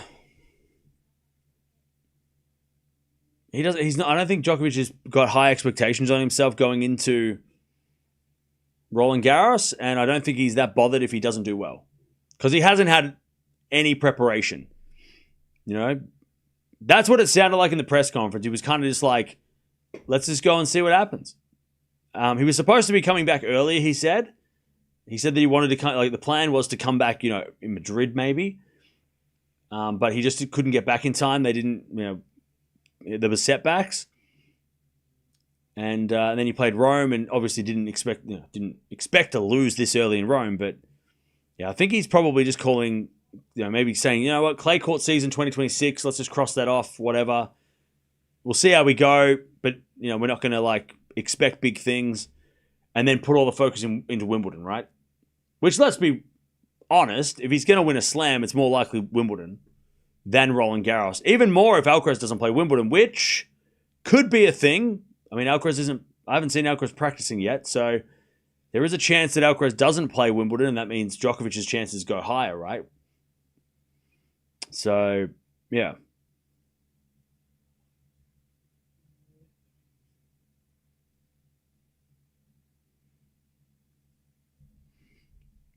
So, yeah. Yeah, maybe waiting for Wimbledon, yeah. He'll play the French, obviously, because he's got points to defend and it's a Grand Slam. But I think maybe, him and his team are not too bothered by, they just haven't had the best preparation. So they're not expecting to do anything crazy. All right, so apparently we're getting a replay, 15:30. I have no idea why there's a replay, but it's 15:30.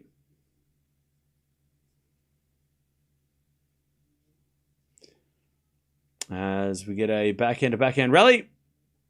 Up the line to the forehand of Sabalenka. Sabalenka in the net, though. 30-all. 30-all.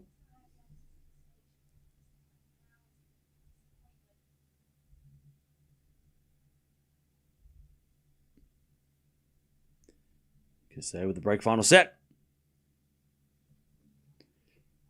Serve is a fault. Second serve.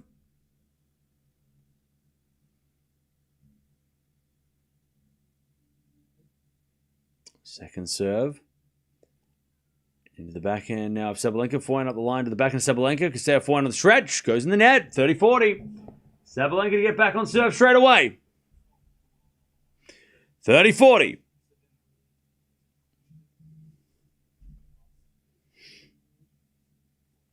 30-40.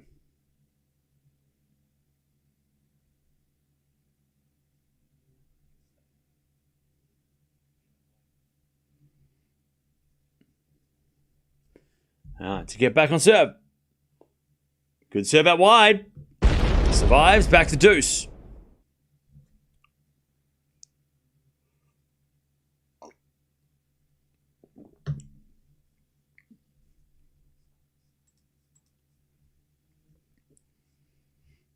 All right, deuce.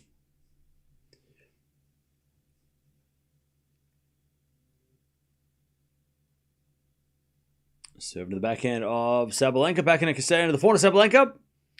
Cirstea shanks it wide. And it's advantage Sabalenka. Advantage Sabalenka to take back the break.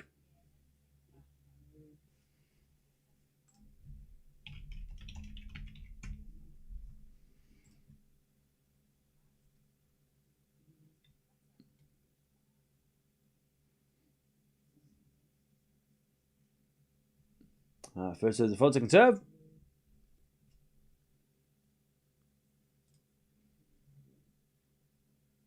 As the return goes back in Cirstea, forehand from Sabalenka.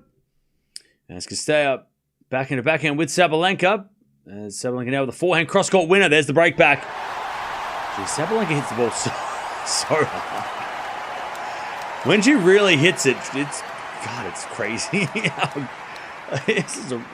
How does anyone hit with that much power and control? That's what's scary. Is that usually if anybody tries to hit it that hard, it's not going to be landing inside this postcode. Like she would, you know what I mean? Like how the hell does she hit it that hard and it still go like exactly where she wants it? Like that's what's so impressive with Sabalenka. Because anybody else who hits the ball with that much power is going to lose all sorts of control. And she does not do that.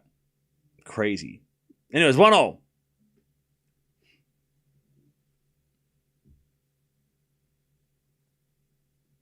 Cool Simpsons mug. Thank you. I found it at a thrift store for $1. All right, serve. Into the forehand of Cirstea. Great return. Sabalenka gets back, but Cirstea comes in net with an inside-out backhand winner. And it's love 15.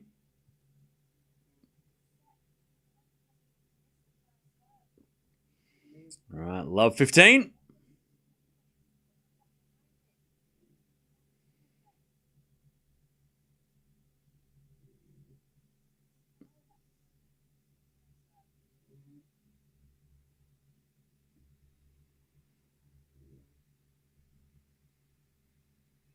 All right, as that goes out by Cirstea on the return, 15. Oh! According to Cam, Eala will beat everyone she plays and win RG in Wimbledon, not to mention the US Open and also the WTA Finals, lol.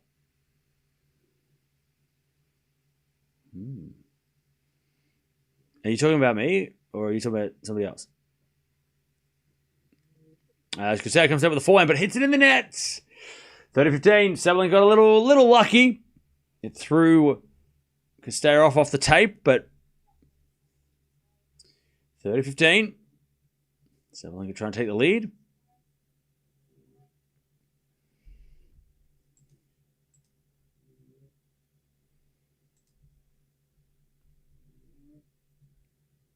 As the return goes into the forehand of Sabalenka. Backhand Cirstea. Sabalenka sneaks in with a volley. Oh, just lands in. Nice volley, Sabalenka. Good, sneaky approach. And it's 40-15.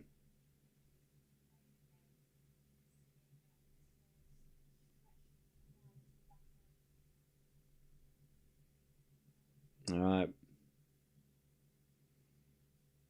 40-15. Serve out wide the forehand of Cirstea. Sabalenka with a half volley pickup.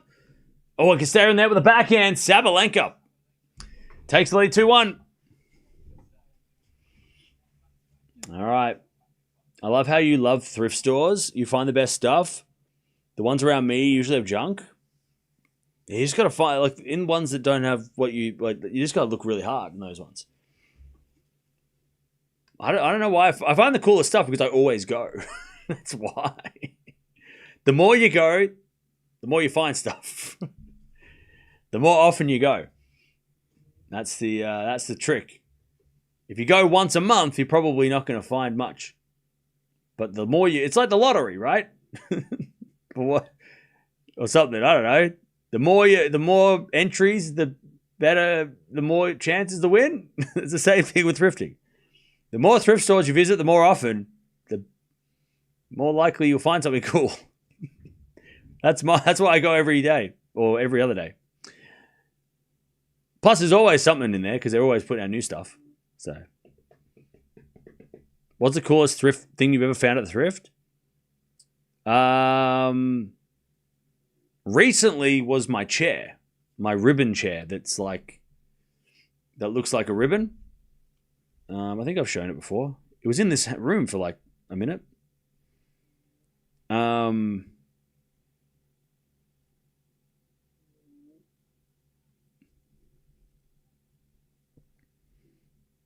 Yeah, this chair. I don't know if anyone saw it.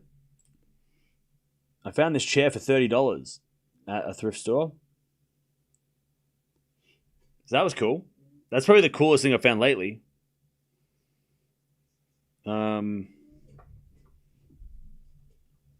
Yeah. Yeah, this chair.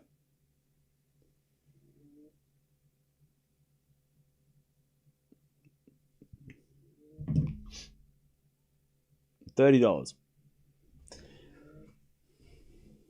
What metal is that chain around your neck, Cam? I don't know. Metal? Someone gets out, 30 love. The chair looks like an apple peel. Yeah, right? It's got a ribbon chair. It's really cool. What else have I found at the thrift lately? That's probably the best thing I've found lately. I found some shoes, like some Vans. I found this cool phone.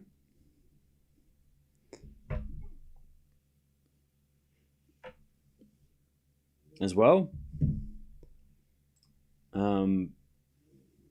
Like this phone. So that's cool. All right, 40 love. 40 love Cirstea.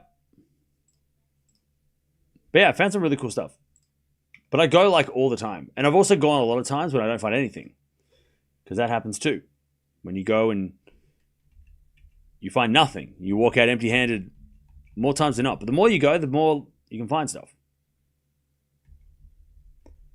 At least that's what I've found. If you go once or twice a week, you might find something. Or just go in there without, like, I don't know what I'm looking for half the time. I just rock up and I'm like, that's cool. That's cool. I'll grab that. 40-15.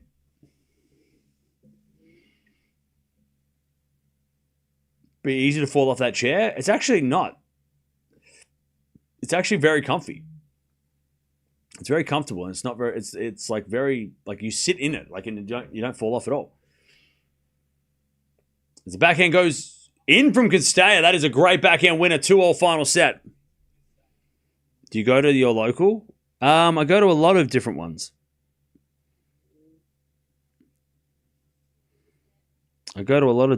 So.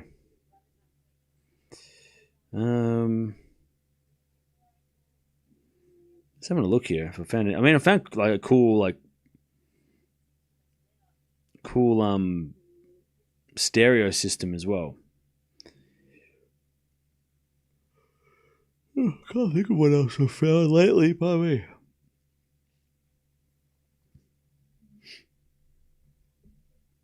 All right, 2-0. With a 4-4 rally. Cirstea at the line. Sabalenka backhand down the line. Cirstea slices it back. And then Sabalenka crushes the forehand cross court for a winner, and it's 15 love.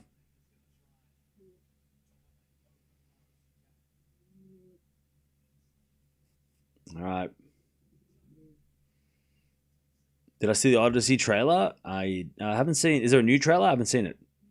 Thousands of hours with Cam, Mia, and that chair. This chair? 15 love. First serve is a fault. Second serve.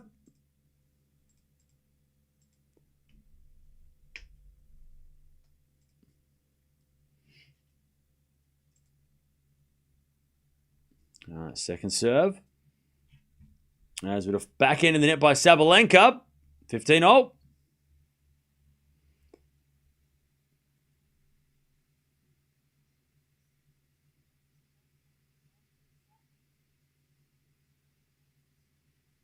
Uh, 15-0. Oh, there's a new trailer. I have to check it.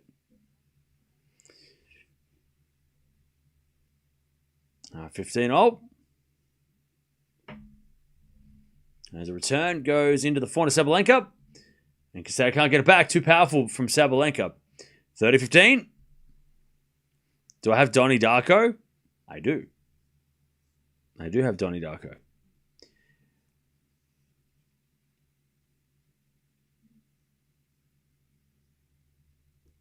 All right, Sabalenka serves again.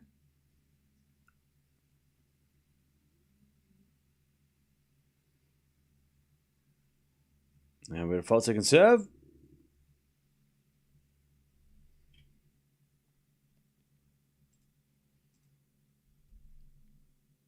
Second serve. Nakashima wins 4 in love? Wow. That's interesting. Donnie Darko is a movie. As the return goes back into Sabalenka. Sabalenka up the line, goes wide. 30-all. 30-all. Cirstea has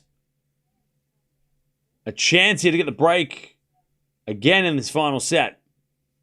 So Nakashima might play Shelton. Rublev, Fokina are also in the area. So that's interesting. Winner to play Sinner in the end anyway, most likely. But yeah, interesting. As a backhand return, goes in the forehand to Sabalenka. Sabalenka crushes the forehand winner, 40-30. Sabalenka to take the lead, final set.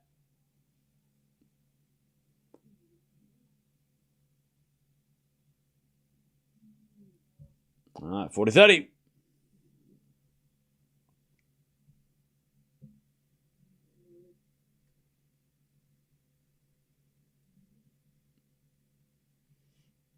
As we default second serve. Hello, chat room is at 300 likes. Appreciate that. Don't forget to like the video if you haven't already. Also, don't forget to subscribe as well. We've got Sinner coming up soon and Fonseca coming up soon. Sabalenka forehand in the net. Great return, Cirstea. Great depth on the return. We get to deuce. Chat, are we in deuce jail? How many deuces have we had? It's time for a new world number one. Maybe.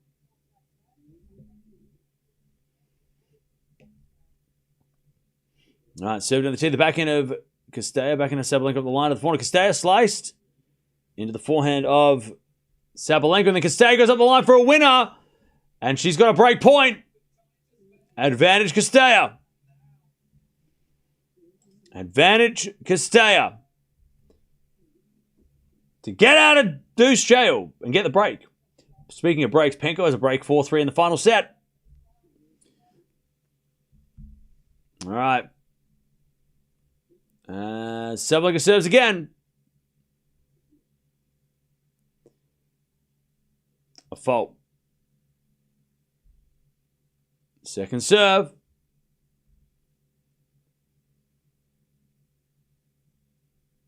Serve in the back of Cirstea. Return goes back into Sabalenka. Cirstea backhand. The backhand of Sabalenka. Cirstea with a slice in the net. Sabalenka back to deuce. We're definitely in deuce jail now. Definitely in deuce jail now.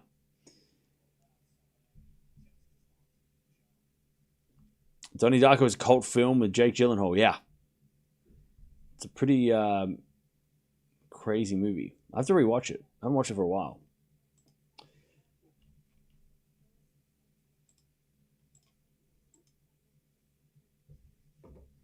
All right, deuce. First serve's a fault. Second serve. Second serve.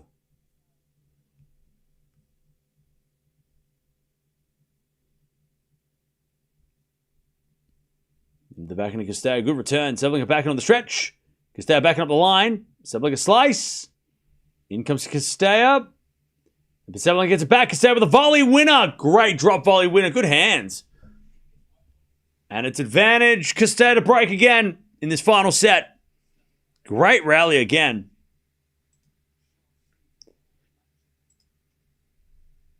All right, advantage Sorana Cirstea.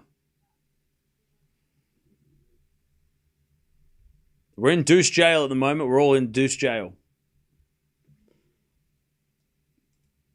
Because they're never-ending game.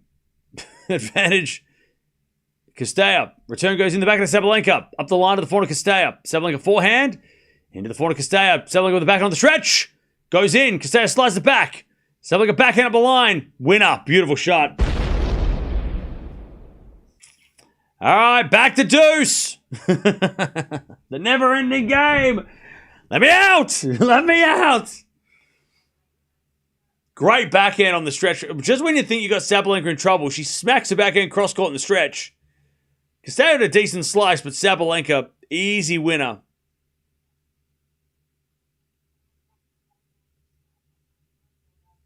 Jailhouse tennis, that's it. All right, Sabalenka serves again.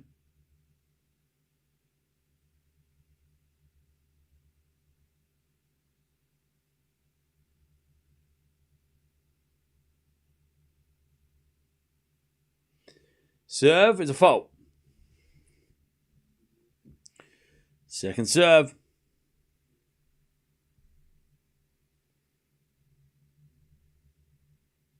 Second serve. And Cirstea goes off the tape to the backhand of Sabalenka. Sabalenka with the backhand again. Cirstea backhand again, the backhand of Sabalenka. And then Cirstea goes to the forehand of Sabalenka. Sabalenka on the net. Cirstea with another break point to take the lead with a break. It's been a marathon game.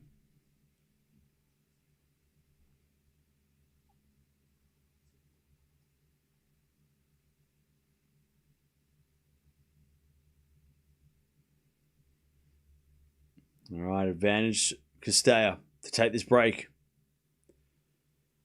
Sabalenka down the tee, the forehand of Cirstea. Return. Goes in. Sabalenka forehand to the forehand of Cirstea again. Goes in and Sabalenka goes short. Cirstea backhand cross court goes long. Cirstea had that point. She had that point. Brutal. Back to deuce. Tough miss. Very tough miss. She could have just hit a soft backhand down the line. It would have been a winner, but she overhit it. Probably saw Sabalenka in the corner of her eye start moving to the backhand, and Cirstea just rips it long. Yeah, that was a bad miss. There's a bit of return now from Cirstea to the backhand of Sabalenka. Backhand of Cirstea pass. Sabalenka volley in the net. Another break point. Another one for Cirstea. Sabalenka, that wasn't it's not the easiest volley, but still. She should have made that volley. She's capable at the net.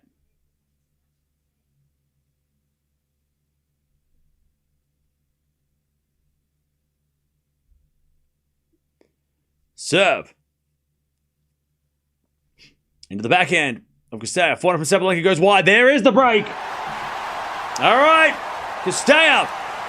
3-2 final set. That was a marathon game. Such an important game. Okay. But Sabalenka was down a break at 1-love. Broke back straight away. So Cirstea's got a hold. That's the important part next. All right. 29 minutes for 5 games. And that last game was at least 10 minutes. By the way, Basilish really's already got a break against Shelton. 3-2. All right. Cirstea with the break. Final set.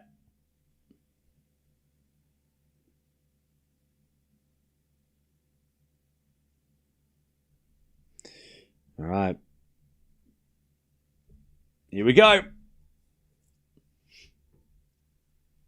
1 hour and... What are we looking at? 1 hour 30?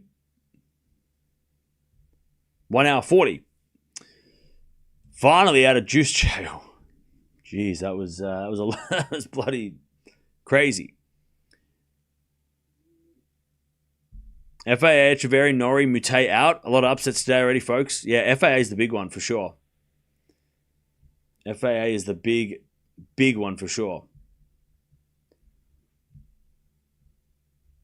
Yeah, straight sets in 3 hours. Crazy. I know, right? That is crazy. All right, here we go. It's going to be Cirstea to serve again with a break 3-2. But remember, Sabalenka did break back straight away at 1-love when she got broken to start this set.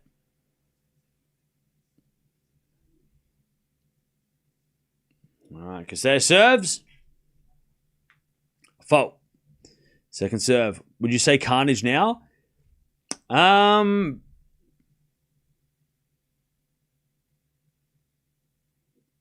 would say if Sabalenka loses, it's carnage. Because I still don't think it's carnage yet. Because Djokovic losing, yes.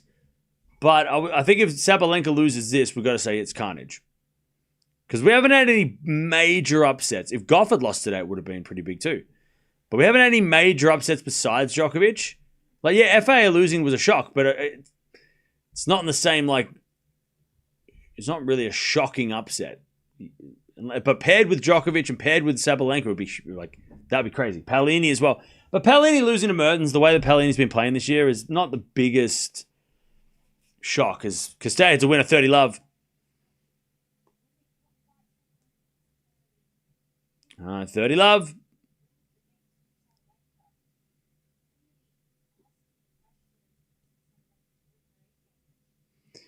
Serve again. As we're backing up the line from Sabalenka. That's a winner. Ooh, right off the line. Great shot. 30-15.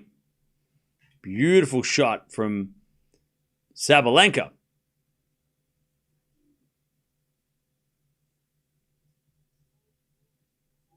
$30-15. Zheng's going to win? I thought she was losing. All right, first serve's a fault from Cirstea. Second serve.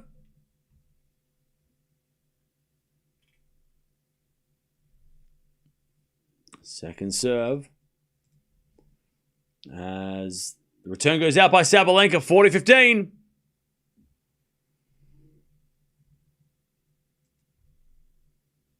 All right, 40-15. Cirstea to go to 4-2.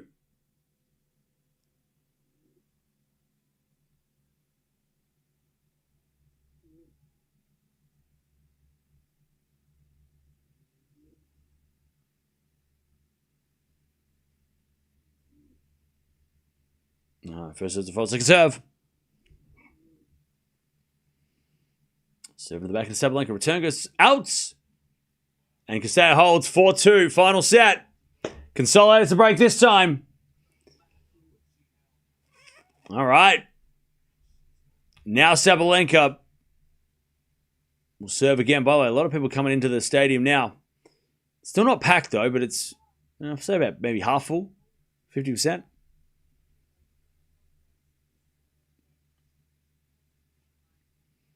All right.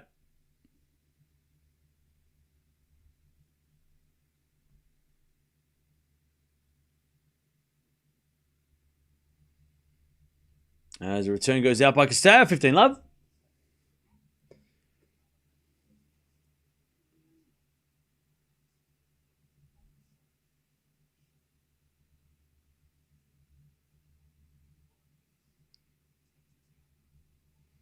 As a default second serve.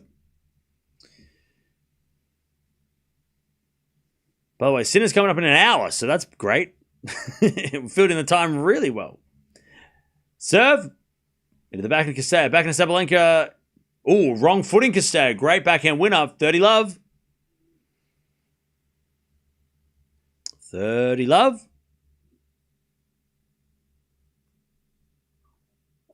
Penko wins.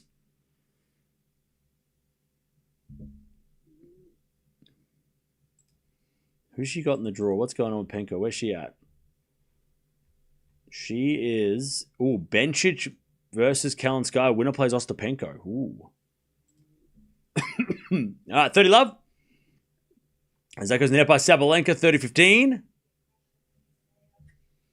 Also, the trainer's coming out. I don't know who for.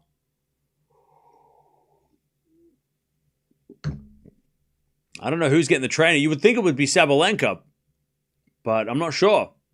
I'm not sure why. As the backhand return goes up the line to the forehand of Sabalenka. Cirstea slice lob. Goes long. 40-15. Sabalenka to just stay close here.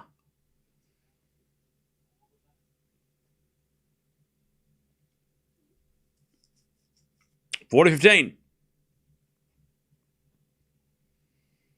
As the return goes in front of Sabalenka, slice from Cirstea. As Sabalenka slice down the line, Cirstea forehand up the line. Winner, 40-30. Yeah, something's up with Sabalenka. I think she's the one who asked for the trainer. I don't know what for, but she definitely seems a little low energy. Like not angry at herself, but not like just kind of like, I don't know. I don't know what the word is.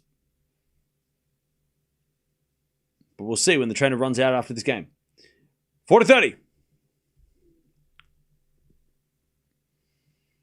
Serving to the backhand of Cirstea. Return goes out.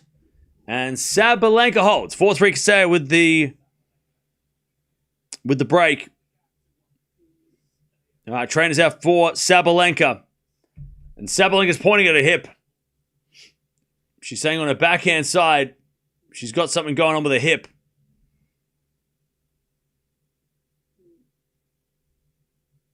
All right, so Sabalenka. It might be lower back or hip issue.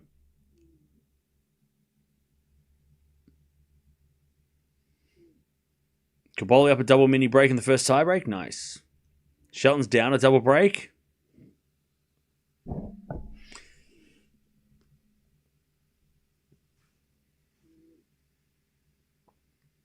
right, so Sabalenka just getting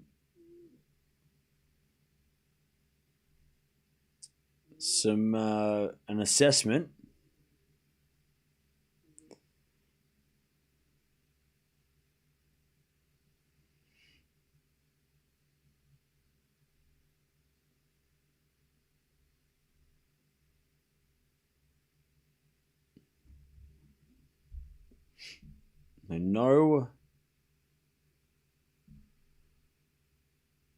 No medical timeout yet. Is she getting a medical timeout now?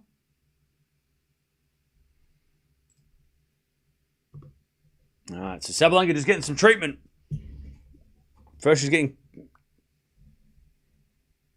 Yeah, I think it is a medical timeout. All right. Yep, Sabalenka getting a medical timeout on what looks like a hip or lower back issue. I think it's a hip. The way they're stretching her legs, the way that they're stretching her leg, it looks like a left hip. Sorry, might be a right hip. All right, because Dave's going to go talk to the coaches while Sabalenka is getting the treatment, which is totally allowed. No, I don't think it's tactical. I think like Sabalenka doesn't usually get medical timeouts at all. I mean, when was the last time? I don't even remember the last time that Sabalenka got a medical timeout. So I don't think it's tactical. Sabalenka's played a lot of tennis this year. Rare to see Sabalenka medical timeout. Yeah, exactly. So that's why you got to think that it's not. It's not. I mean, she wouldn't play those games. Yeah, she doesn't use those. She doesn't need tactics. Yeah, she doesn't need those kind of tactics.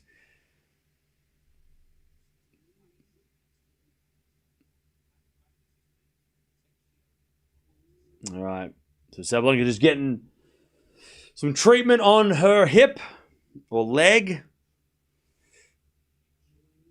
So we'll see what happens. By the way, Cirstea is stretching out her legs as well while she waits.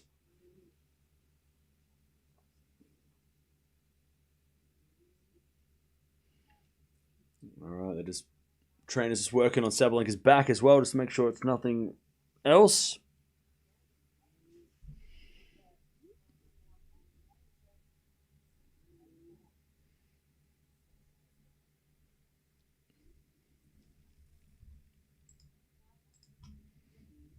All the women's matches have been 3 sets today, except for Noskova. Yeah. So Sabalenka is getting treatment. Sabalenka is getting a medical timeout for her. It's like a lower back or hip.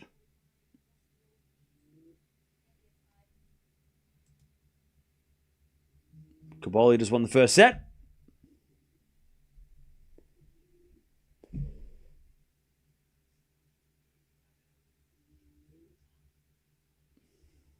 All right. So this is Sabalenka getting the medical timeout if you're just joining us. Is it because she's screaming? No, I don't think it's because of the grunting. No, I don't think she got injured because she was grunting. All right. Cirstea to serve. She got the break, Cirstea. She's 2 games away from one of the biggest wins of her career. Now, Cirstea, let me talk about this before we get back. Cirstea's best win. Sabalenka just stretches out her legs. Cirstea's best career win is so far against Sabalenka in Miami last year, world number 2 at the time. She also beat Jankovic, number 4 in the world at the time, back in 2008. She also took out Pliskova, Garcia, Raducanu, all number 4 in the world at the time. She has played the world number 1 a lot. 1, 2, 3, 4, 5, 6, 7. This is her 7th time playing a world number 1. Never beaten a world number 1. In fact, before today, had never won a set against the world number 1. So that second set there was her first set she's won against the best player on the planet. But yeah, her best win is against Sabalenka, who was number 2 in the world a couple years ago. So if she does win this one, it'll be her first number 1 victory of her career, but also against the same lady that she has her best career win against, dating back to Miami a couple years ago. All right, love 15 though. Backhand to backhand rally is Sabalenka forehand, goes long. It's 15-all. 15-all.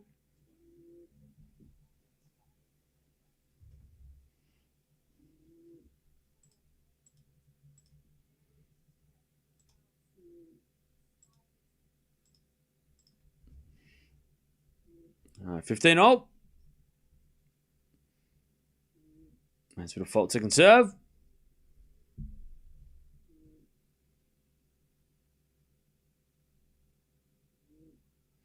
As the return goes back into Cirstea. 4 now from Sabalenka, goes long.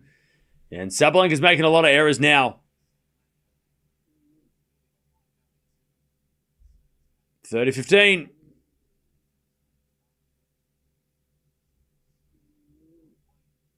30-15. As Cirstea serves again. And Sabalenka slices it short. In comes Cirstea. Sabalenka forehand pass, but Cirstea volleys it away. 40-15.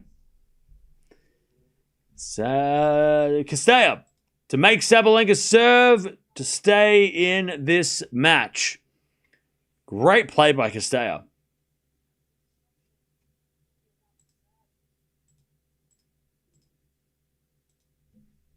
All right. Cirstea serves back to Sabalenka. Return the net. 5-3. Cirstea is going to make Sabalenka serve to stay in it here. Sabalenka is getting a new racket.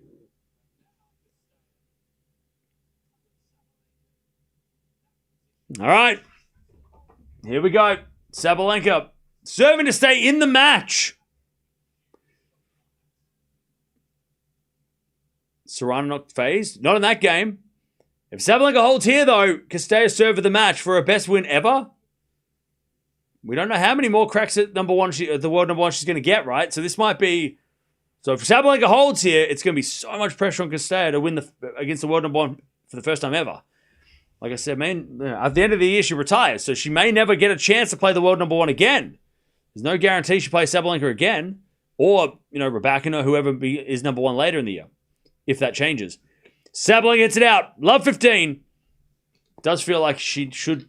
Well, she needs to win this game. Cirstea, because serving it out would be... I feel like that'd be really nerve-wracking. Better to break to win the match here. All right, serving the backhand of Cirstea. Return goes to backhand of Sabalenka. Cirstea backhand slice. Goes long, and it's 15-0. 15-0.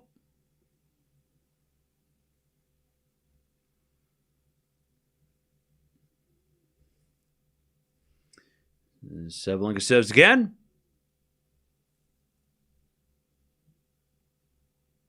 As a return goes into the forehand of Sabalenka. Cirstea backhand. As Sabalenka volleys. Cirstea pass. Oh, I missed. Just went wide. And it's 30-15. 30-15.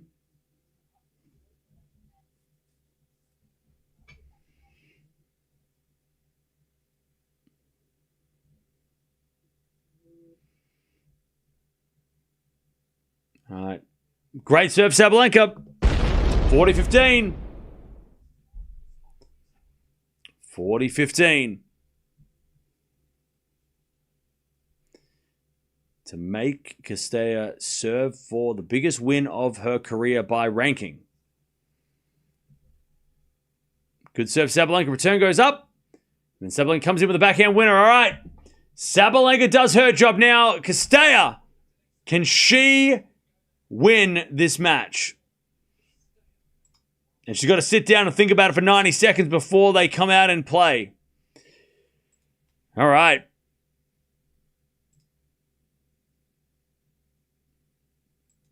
How we doing, chap? How we doing? How we doing? Don't forget to like the video, by the way, if you haven't already. We're almost at 500 likes, so appreciate that. We've got 3,000 people in the house. What's going on? Welcome. Don't forget to subscribe. We've got Sinner coming up in about 45 minutes. We've got Fonseca coming up later as well. And then tomorrow, things get really crazy. Winner of this match, by the way, plays Noskova, who is into the fourth round. Penko is also around. Also, Bencic, Cirstea. If Cirstea wins this and Bencic wins, they could play each other in the quarters.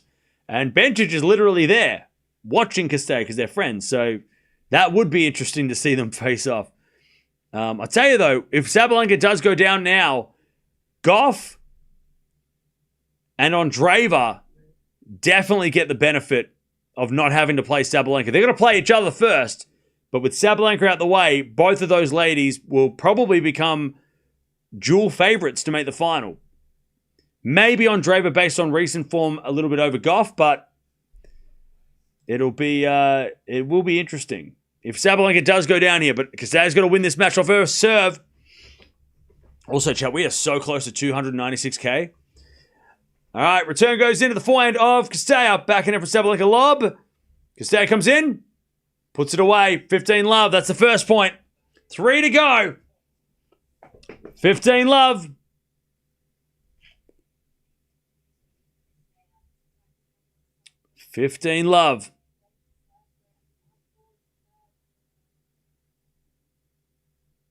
As Cirstea serves again. Only 2 hours played, too. It's been a pretty quick match. So the back of Sabalenka. Backhand of Cirstea. Sabalenka backhand again to the back of Cirstea. Cirstea in the net, though. And that's 15-all. 15-all.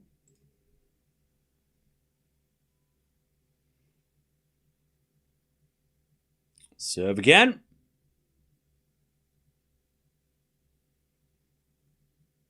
Here's a fault. Second serve.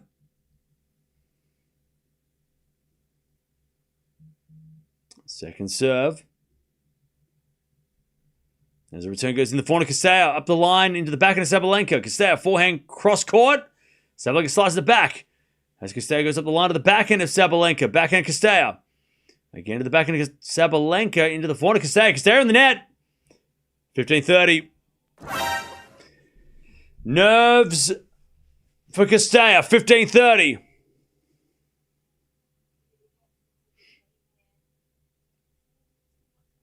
Cirstea's got to get serves in here.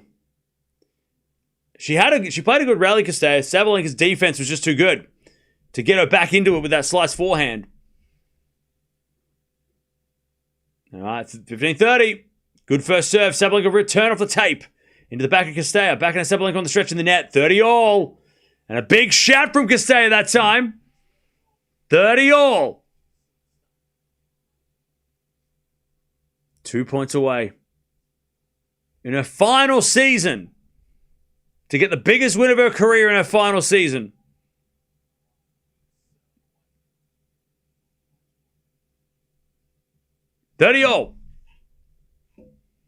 Serve again. is a fault. Second serve. Serve in the back of Sabalenka. Good return. Cirstea forehand up the line. Sabalenka backhand cross court. Cirstea gets it. Into the forehand of Sabalenka. Cirstea forehand to the stretch. Sabalenka. Forehand again to the forehand of Cirstea. Sabalenka forehand again to the forehand of Cirstea. She shanks it, but it goes long by Cirstea. And it's breakpoint Sabalenka, who doesn't look... I mean, she had a medical timeout. She doesn't look super energetic. It looks sore, Sabalenka. I mean, she did have a medical timeout. 30-40, Sabalenka to get back on serve.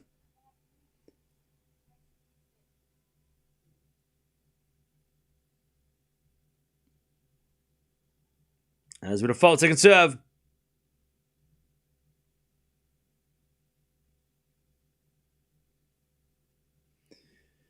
Cirstea, second serve into the front of Sabalenka. And it's a return winner! And Sabalenka breaks back! Oh, man. Cirstea just missed first serves. She just missed those first serves at 30-all. And she gave Sabalenka a chance to get that break back. All right. We're back on serve. Man. And I'll tell you, look, it's not over yet, but Cirstea didn't do much wrong in that game. She just missed a couple of first serves, and Sabalenka just returned them.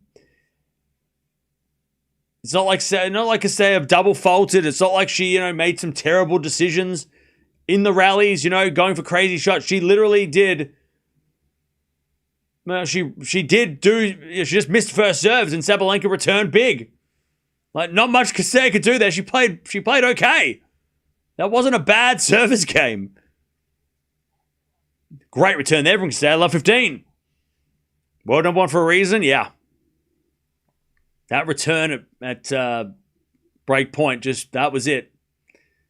That was the shot. It's like, yep, that's Sabalenka right there. But it's not a comeback unless you win.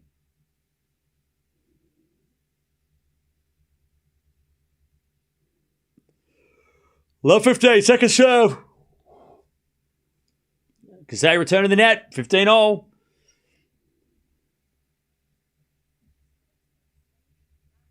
$15-all.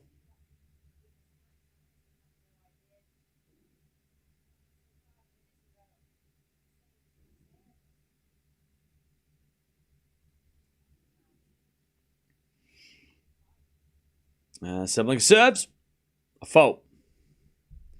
Second serve.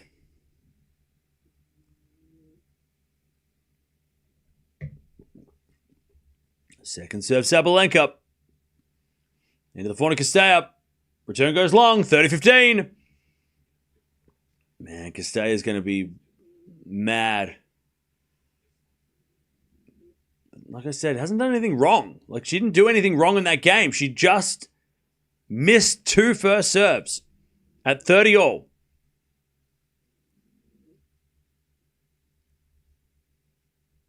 $30-15, Sabalenka serves. Backhand return goes into the forehand of Sabalenka. Sabalenka gets it out though, 30-all. By the way, anyone saying tactical timeout, you have no idea what you're talking about. You weren't here. 30-all.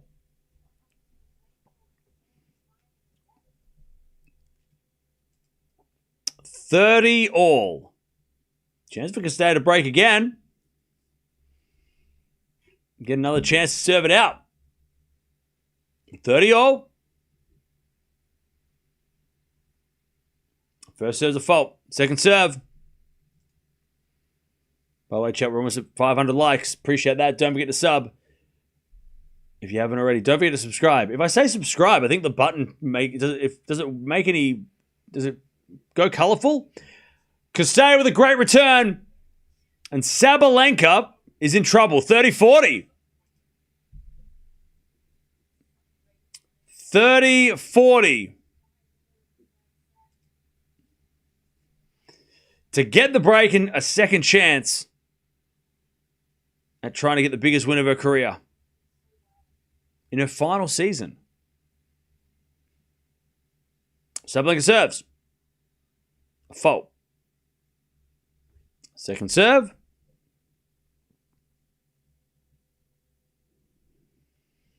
Big chance Cirstea here. Second serve. To the back of Cirstea. Sabalenka backhand. As Cirstea backhand cross court. Sabalenka gets on the stretch. Goes out though. There's the break again. All right. Cirstea is going to get a second chance to win this match. 6-5. 6-5. By the way, Tiafoe's starting up as well. Kaboli's up a set and a break against that man. And Shelton is down a set against Basilashvili. It is all happening. Thanks, everybody. We got to 500 likes. Appreciate that. All right. Chat, where are we watching from? Where are we watching from? Let me know in the chat. We've got 3,500 in the house. What's up?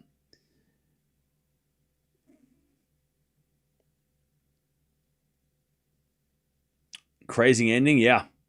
We've got Nashville, Philippines, Philadelphia, Germany, Poland, Honolulu, Singapore, Pakistan, Switzerland, Romania, Mexico, Liverpool, Hamburg, Kenya.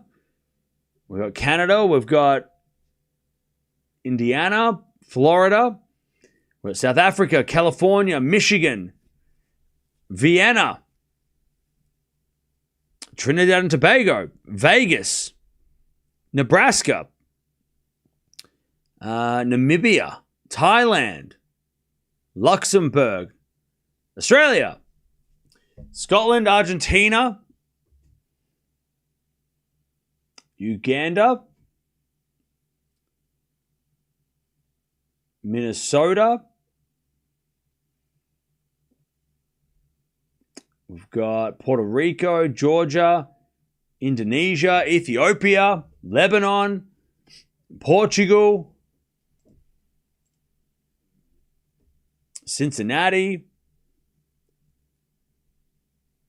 All right, here we go. Let's see if Cirstea can win this off her second try. She hasn't had a match point yet. She was at 30-all in that last game. And then missed a couple of first serves. Sabalenka did what she does, returned big, and broke back.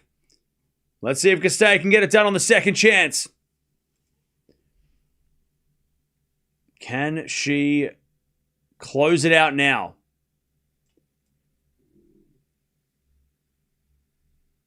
She's never beaten the world number one. It is her final season on the WTA. And it's love 15. Sabalenka gets a return winner. All right, love 15. Serve. Into the forehand of Sabalenka. Return goes in the forehand of Cirstea. Sabalenka backhand slice. Goes in the net. 15-all. Bangladesh in the house. What's up? New York. Norway. All right, 15-all. Shubham. I'm really moved by Pinko's performance today, being a set-down and even Cirstea regardless if whether she wins or not. Also, Mertens, what a solid comeback against defending champ. Yeah, that was a great comeback by Mertens. Thank you for the two. As we just serve again from Cirstea, 15-all. Serve the back of Sabalenka. Return is good. Slice from Cirstea is up and in.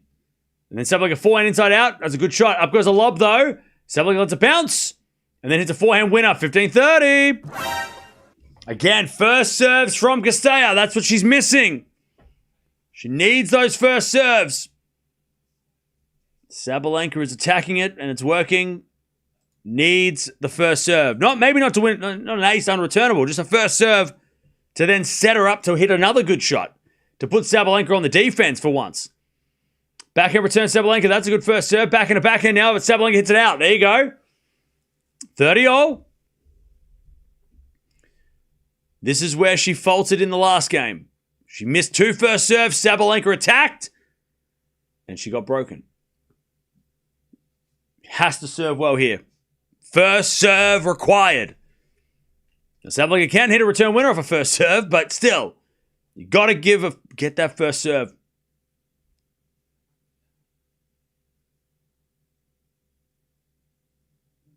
Serve.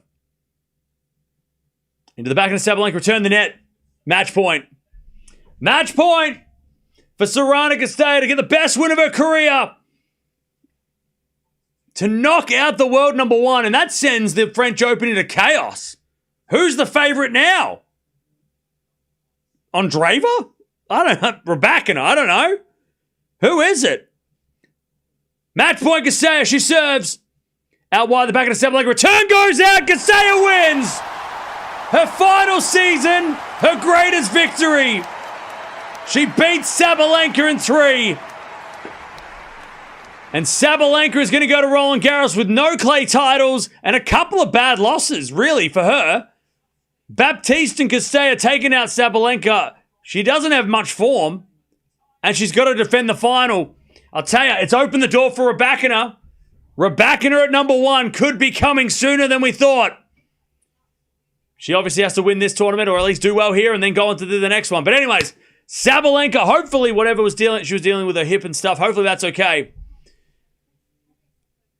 But man, Cirstea is on fire. And this blows open the top half of the draw too, because now it's Cirstea Noskova, Ostapenko versus Bencic or Kalinskaya. So that top part of the draw is wide open. Winner of that section to probably play Gauff or Andreeva. But like, who's the favorite now? Is it Raducanu? Is Raducanu the favorite? Is Swiatek the favorite? Because her and Sabalenka were like equal favorites.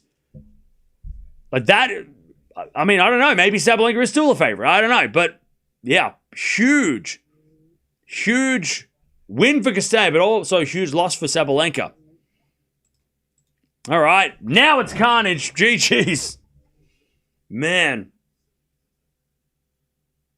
Her final season, her greatest yet. She might have to play Bencic, her friend, in the semis as well, or the quarters as well.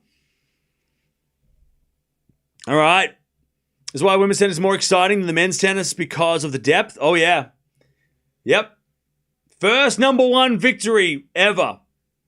First victory against the world number 1. Her best win was against Sabalenka at number 2 a couple of years ago. And then she does it again against Sabalenka, but this time as the world number 1. She's also won a title this year, Cirstea. I don't know what her career high ranking is, but imagine she ended her career at a career high ranking. And then she's like, yep, now I'm leaving. That would be incredible. Actually, you know what? Not far away. She's never been in the top 20, Cirstea. And she's currently ranked 26. She was number 21 in the world at her peak. She could get to a career high ranking this year in top 20 and finish her career at the top of her game. That is incredible. Not many players can say they went out, and like, she won't be on top of the game, right? She won't go out on top, but go out playing like her best tennis ever. Like, that is a hell of a way to retire. And she will retire because she's 36, and I don't think she'll keep playing after this. Not the same as Collins, where Collins was like, actually, I can postpone things I was going to do, and I'm going to keep playing. I think Cirstea is like, look, I'm 36. I want to go do other things. And she's just having a great final year. Man. Imagine she gets in the top 20 for the first time ever. And then she hangs it up. That would be incredible for her. Incredible way to finish. 12 breaks of serve in that match. Cirstea won 3 more points. Sabalenka, yeah, points won on serve. Not many. 52% points won on serve. She actually served a lot of first serves in Sabalenka, but I don't know. We'll find out what that hip is doing, because that's definitely a concern. Whatever the back, the hip for Sabalenka, because it looked like it was soreness more than an injury. So it didn't look like Sabalenka was injured. It looked more like she was just sort of, maybe a little bit sore, and obviously needed treatment. But she'll say in the press conference what that was. And we'll talk about it because it's big news going into a French Open when the world number 1 is not physically 100%. But yeah, not good form either. Sabalenka, before the clay season, had lost 1 match. Now she's lost 2 matches to 2 players that she wouldn't have been expected to lose against. So 2 upsets in a row now for Sabalenka on the clay, and she's not playing next week. As far as I know, maybe she will play now next week. I don't know if she's going to be jumping in and playing Strasbourg or anything, but that would seem like a bit of a panic move, to be honest. If she's like, yeah, actually, give me a wild card, I need to go play Rabat. Like, I don't think she's going to do that. But, I mean, maybe she does, though. If she feels the need to get more matches, she might play next week, but not if she's not 100%. If she's injured, she's not going to try and push herself, I don't think. But she's played, what, like 4 matches on clay? 5 matches on clay? Didn't play Stuttgart, right? So, yeah, this is... it's going to be interesting to see how Sabalenka deals with being the number 1 seed out of form going to the French, or not in form like she would like to be. Right there, you go. Who's the favorite for Paris now? Yeah, I know. Well, that's what we're going to find out. I mean, this week is going to tell us who's the best, who's the French Open favorite, because at the moment it's probably still Sabalenka, pending results from Swiatek and Gauff and Raducanu. But I mean, it probably depends on who does better out of that bunch. Plus Andreeva, right? I mean, whoever does better out of those 4. Because, like, let's be real, they could all lose too. I mean, Gauff nearly lost today. Swiatek struggled yesterday. Andreeva's played a lot of tennis. Is she going to be tired? Is she going to lose to Mertens, right? Raducanu's draw has opened up, so maybe Raducanu's got the best chance of making the quarters. But everybody, I mean, Gauff and Andreeva might play each other for, in the quarters to see who's the favorite. I mean, Pegula's still around, right? Swiatek's got to play Cacciaretto tomorrow night in front of this crowd. Is going to be crazy. Plus, then she's got to play the Osaka or Schneider, who have both pushed her on clay. Yeah, the French Open, by the way, at the start of this clay season, we didn't know who was the favorite because we were just like, what the hell? Now, we still don't know who the favorite is. It's really going to come down to who plays the best this week. I think if Andreeva does the best this week, like makes the final, even if she doesn't win, but she does better than the others, Andreeva might be the favorite. Because if you look at her record, she's won a title, made a final of 1,000. She makes a semi or a final here. It's better form than anybody else. So, yeah, very interesting. This French Open on the women's side is wide open, and on the men's side, it's Jannik Sinner and everybody else. It's like Jannik Sinner or the rest of the field, right? I mean, make a pick. If it's not Sinner, pick a name out of a hat. But man, what a result! Crazy. Great for Cirstea though. What a story! Finishing your career with your last year on tour, and she's won a title. She's got some big wins. She's got the biggest win of her career today. What a great finale to her career. I don't know when she's retiring, like exactly when. Maybe, I mean, she might be in the WTA Finals race. Is she in the race to the finals? Where's she in the race to the finals? She must be top 20, right? Yeah, she's 14 in the WTA Finals race. So she could be, in that mix. She could be an alternate, minimum, if she does win a couple more matches here. If she wins 2 more matches and makes it to the quarters or the semis, she'd probably be in the top 10 by the end of this week in that race to the finals, which is incredible. So imagine that. She qualifies to the WTA Finals and finishes off her career there. That'd be insane. But yeah, Noskova Cirstea is the next is the matchup. Not easy for Cirstea, but she's just played Sabalenka, so Noskova, a lot of similarities, and obviously a lot of confidence coming out of that. Top 20 at 36, impressive. Yeah, I think she must be like, if she does get to top 20, it must be for sure. It's got to be the oldest player to debut in the top 20 ever, right? It's got to be. She's got to be, right? She's had a long career. I wonder why she hasn't won more singles titles. I think one of the big things is Simona Halep. She lived in the shadow of Halep for so long, which I think affected her early. They had some beef early days as well because they were compared to each other because they were both Romanian and both coming through. I don't think it was Halep who stopped her, but I think that comparison and that internal battle between them was probably a factor of why she didn't go on and do more. But hey, she's had a great end to her career, and that's still something to be proud of for sure. Cirstea versus Nosga will play 3 times this year. What? That's crazy. What? This year?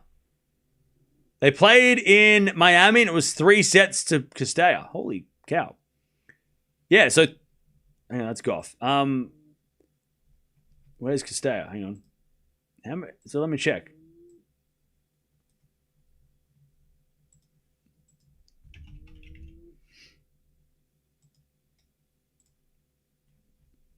All right, so they played Dubai, Indian Wells, and Miami. And it was a trilogy, and 2 matches went 3 sets. It's 2-1 for Cirstea. Plus, they played in Brisbane 2 years ago. So that 2-2 is a head-to-head.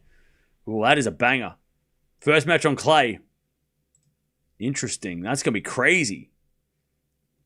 Sabalenka a new or lower back injury. Wait, what?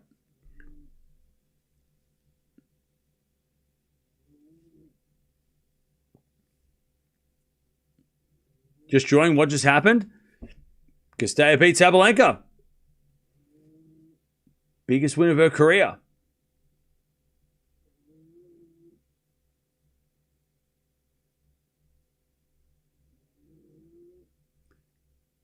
Cam, this is the first time Sabalenka has lost before a quarterfinal since Dubai last year. Wow. That is a big stat.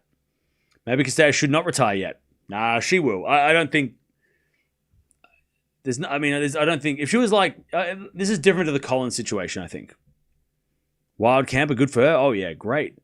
Yeah, we're watching Fonseca. He's playing after Shelton. His match was supposed to be between these matches, but because of other matches happening and going for way too long, that match has been postponed. But we got Sinner coming up in 30 minutes. So, I tell you, I did joke, not a curse, it was a joke. I did joke about having this match go a little longer so we could fill in the time. We literally filled an hour and a half since I made that joke, so that's great. So there we go.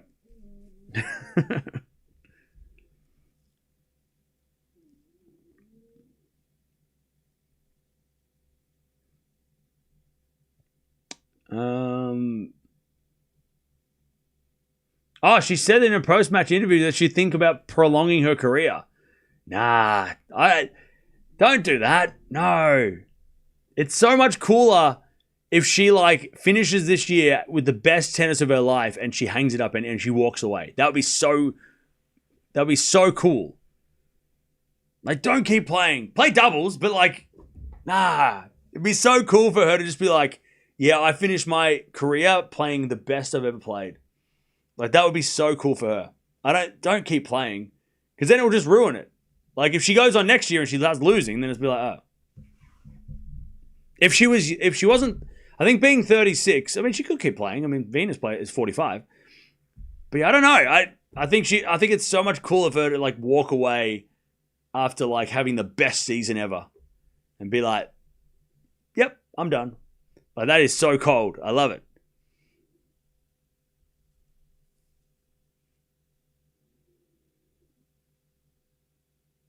Andreeva is playing after Caboli.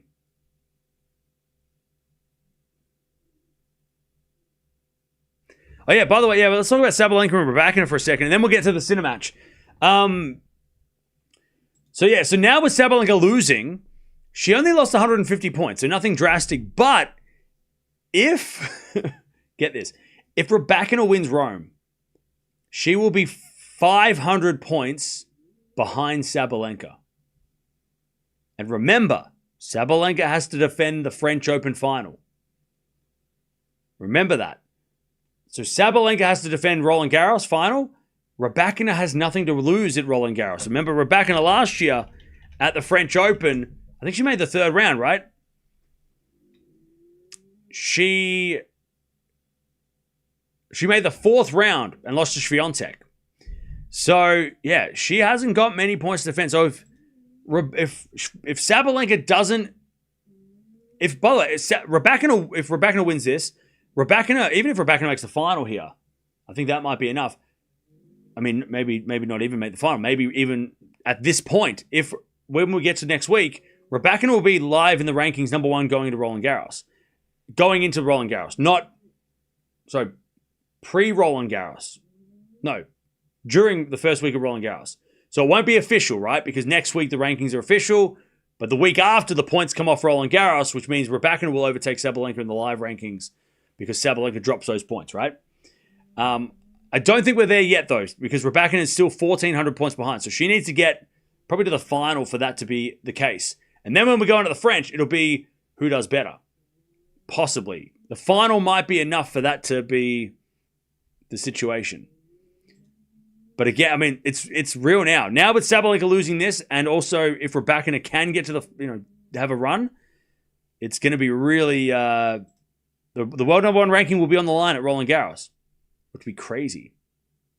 You have 16 hours to change your prediction for Eala Rybakina. Okay, thank you for the countdown. But let's see. Big opportunity for Rybakina to get to world number one. Kaboli is playing Atman right now.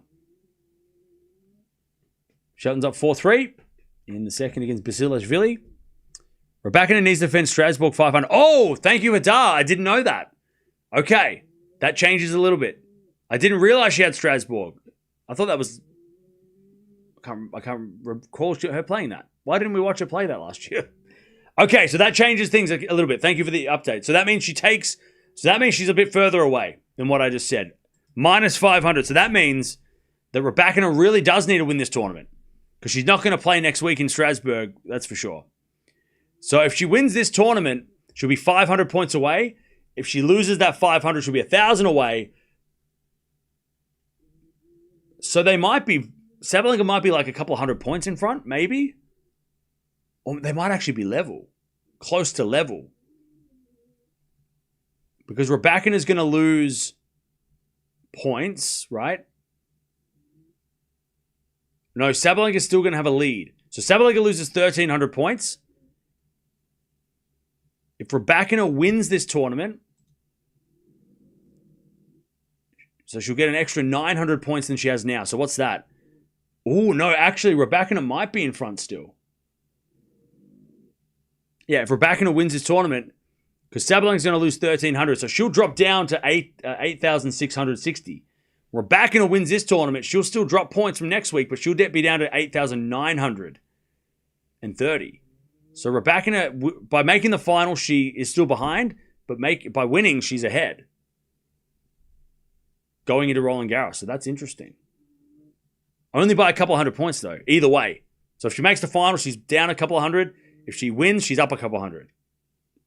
So it's actually a really big deal. Because if Rybakina makes the final and loses, that means she has to do better than Sabalenka at Roland Garros, right? But if she wins, then Sabalenka has to do better than her at than Rybakina at Sabalenka. By the way, we're going to talk about this more once we get out of this tournament. But at the moment, this is what could happen. This is again, I'm doing like really quick math, so it might be wrong. But Sabalenka and Rybakina, if Rybakina wins Rome, it could be like neck and neck going into that Roland Garros, and whoever does better gets the world number one, which is crazy and really fun. Anyways, I'm going to send you over the Sinner match because Sinner's coming up in about 20 minutes. Sinner versus Ovna. Let's go. And then we've got also Fonseca coming up as well. So keep yourselves ready. I'm glad that we actually got to fill in some time. I was looking there going 2 hours until the next match. But we got there. We got through. Rybakina, and it'll test Rybakina's nerves. And we know that she's an ice queen, but yeah, it's going to be really interesting to see how Rybakina now, with the opportunity, to close that gap even more, how's Rybakina going to start playing? Like, is she going to be more nervous in her matches going forward? Is she not going to be bothered? Something tells me she won't be bothered because she just doesn't seem like the type to get bothered by any of this stuff. So, yeah, but it'll be interesting to see. It will be interesting. Anyways, jump on over there, talk amongst yourselves, and we'll be back in about 5-10 minutes to watch Jannik Sinner taking on Sebastian Ovna, who has a big serve. And it will be interesting to see how Sinner can deal with that. And also Fonseca will take on Medvedev in about maybe an hour, depending on, the Shelton match might be over in 5 minutes, so maybe it's going to be a double header. But either way, jump on over there. We'll be back. Cirstea wins. Best win of her life. Best win of her career. World number 1 victory for the first time at the age of 36. She gets her best win. 2-6, 6-3, 6-7-5. She comes back on a set down against Sabalenka to win. And she's into the 4th round. She'll take on Noskova in a couple of days. Sabalenka's going to go to the French Open without any form on clay and also maybe carrying an injury. So we'll keep an eye on that as well. We'll keep an eye on Sabalenka's reactions as well and have a listen to what she had, or have a talk about what she says in the press, if it's serious or not. But yeah, Cirstea wins. What a win.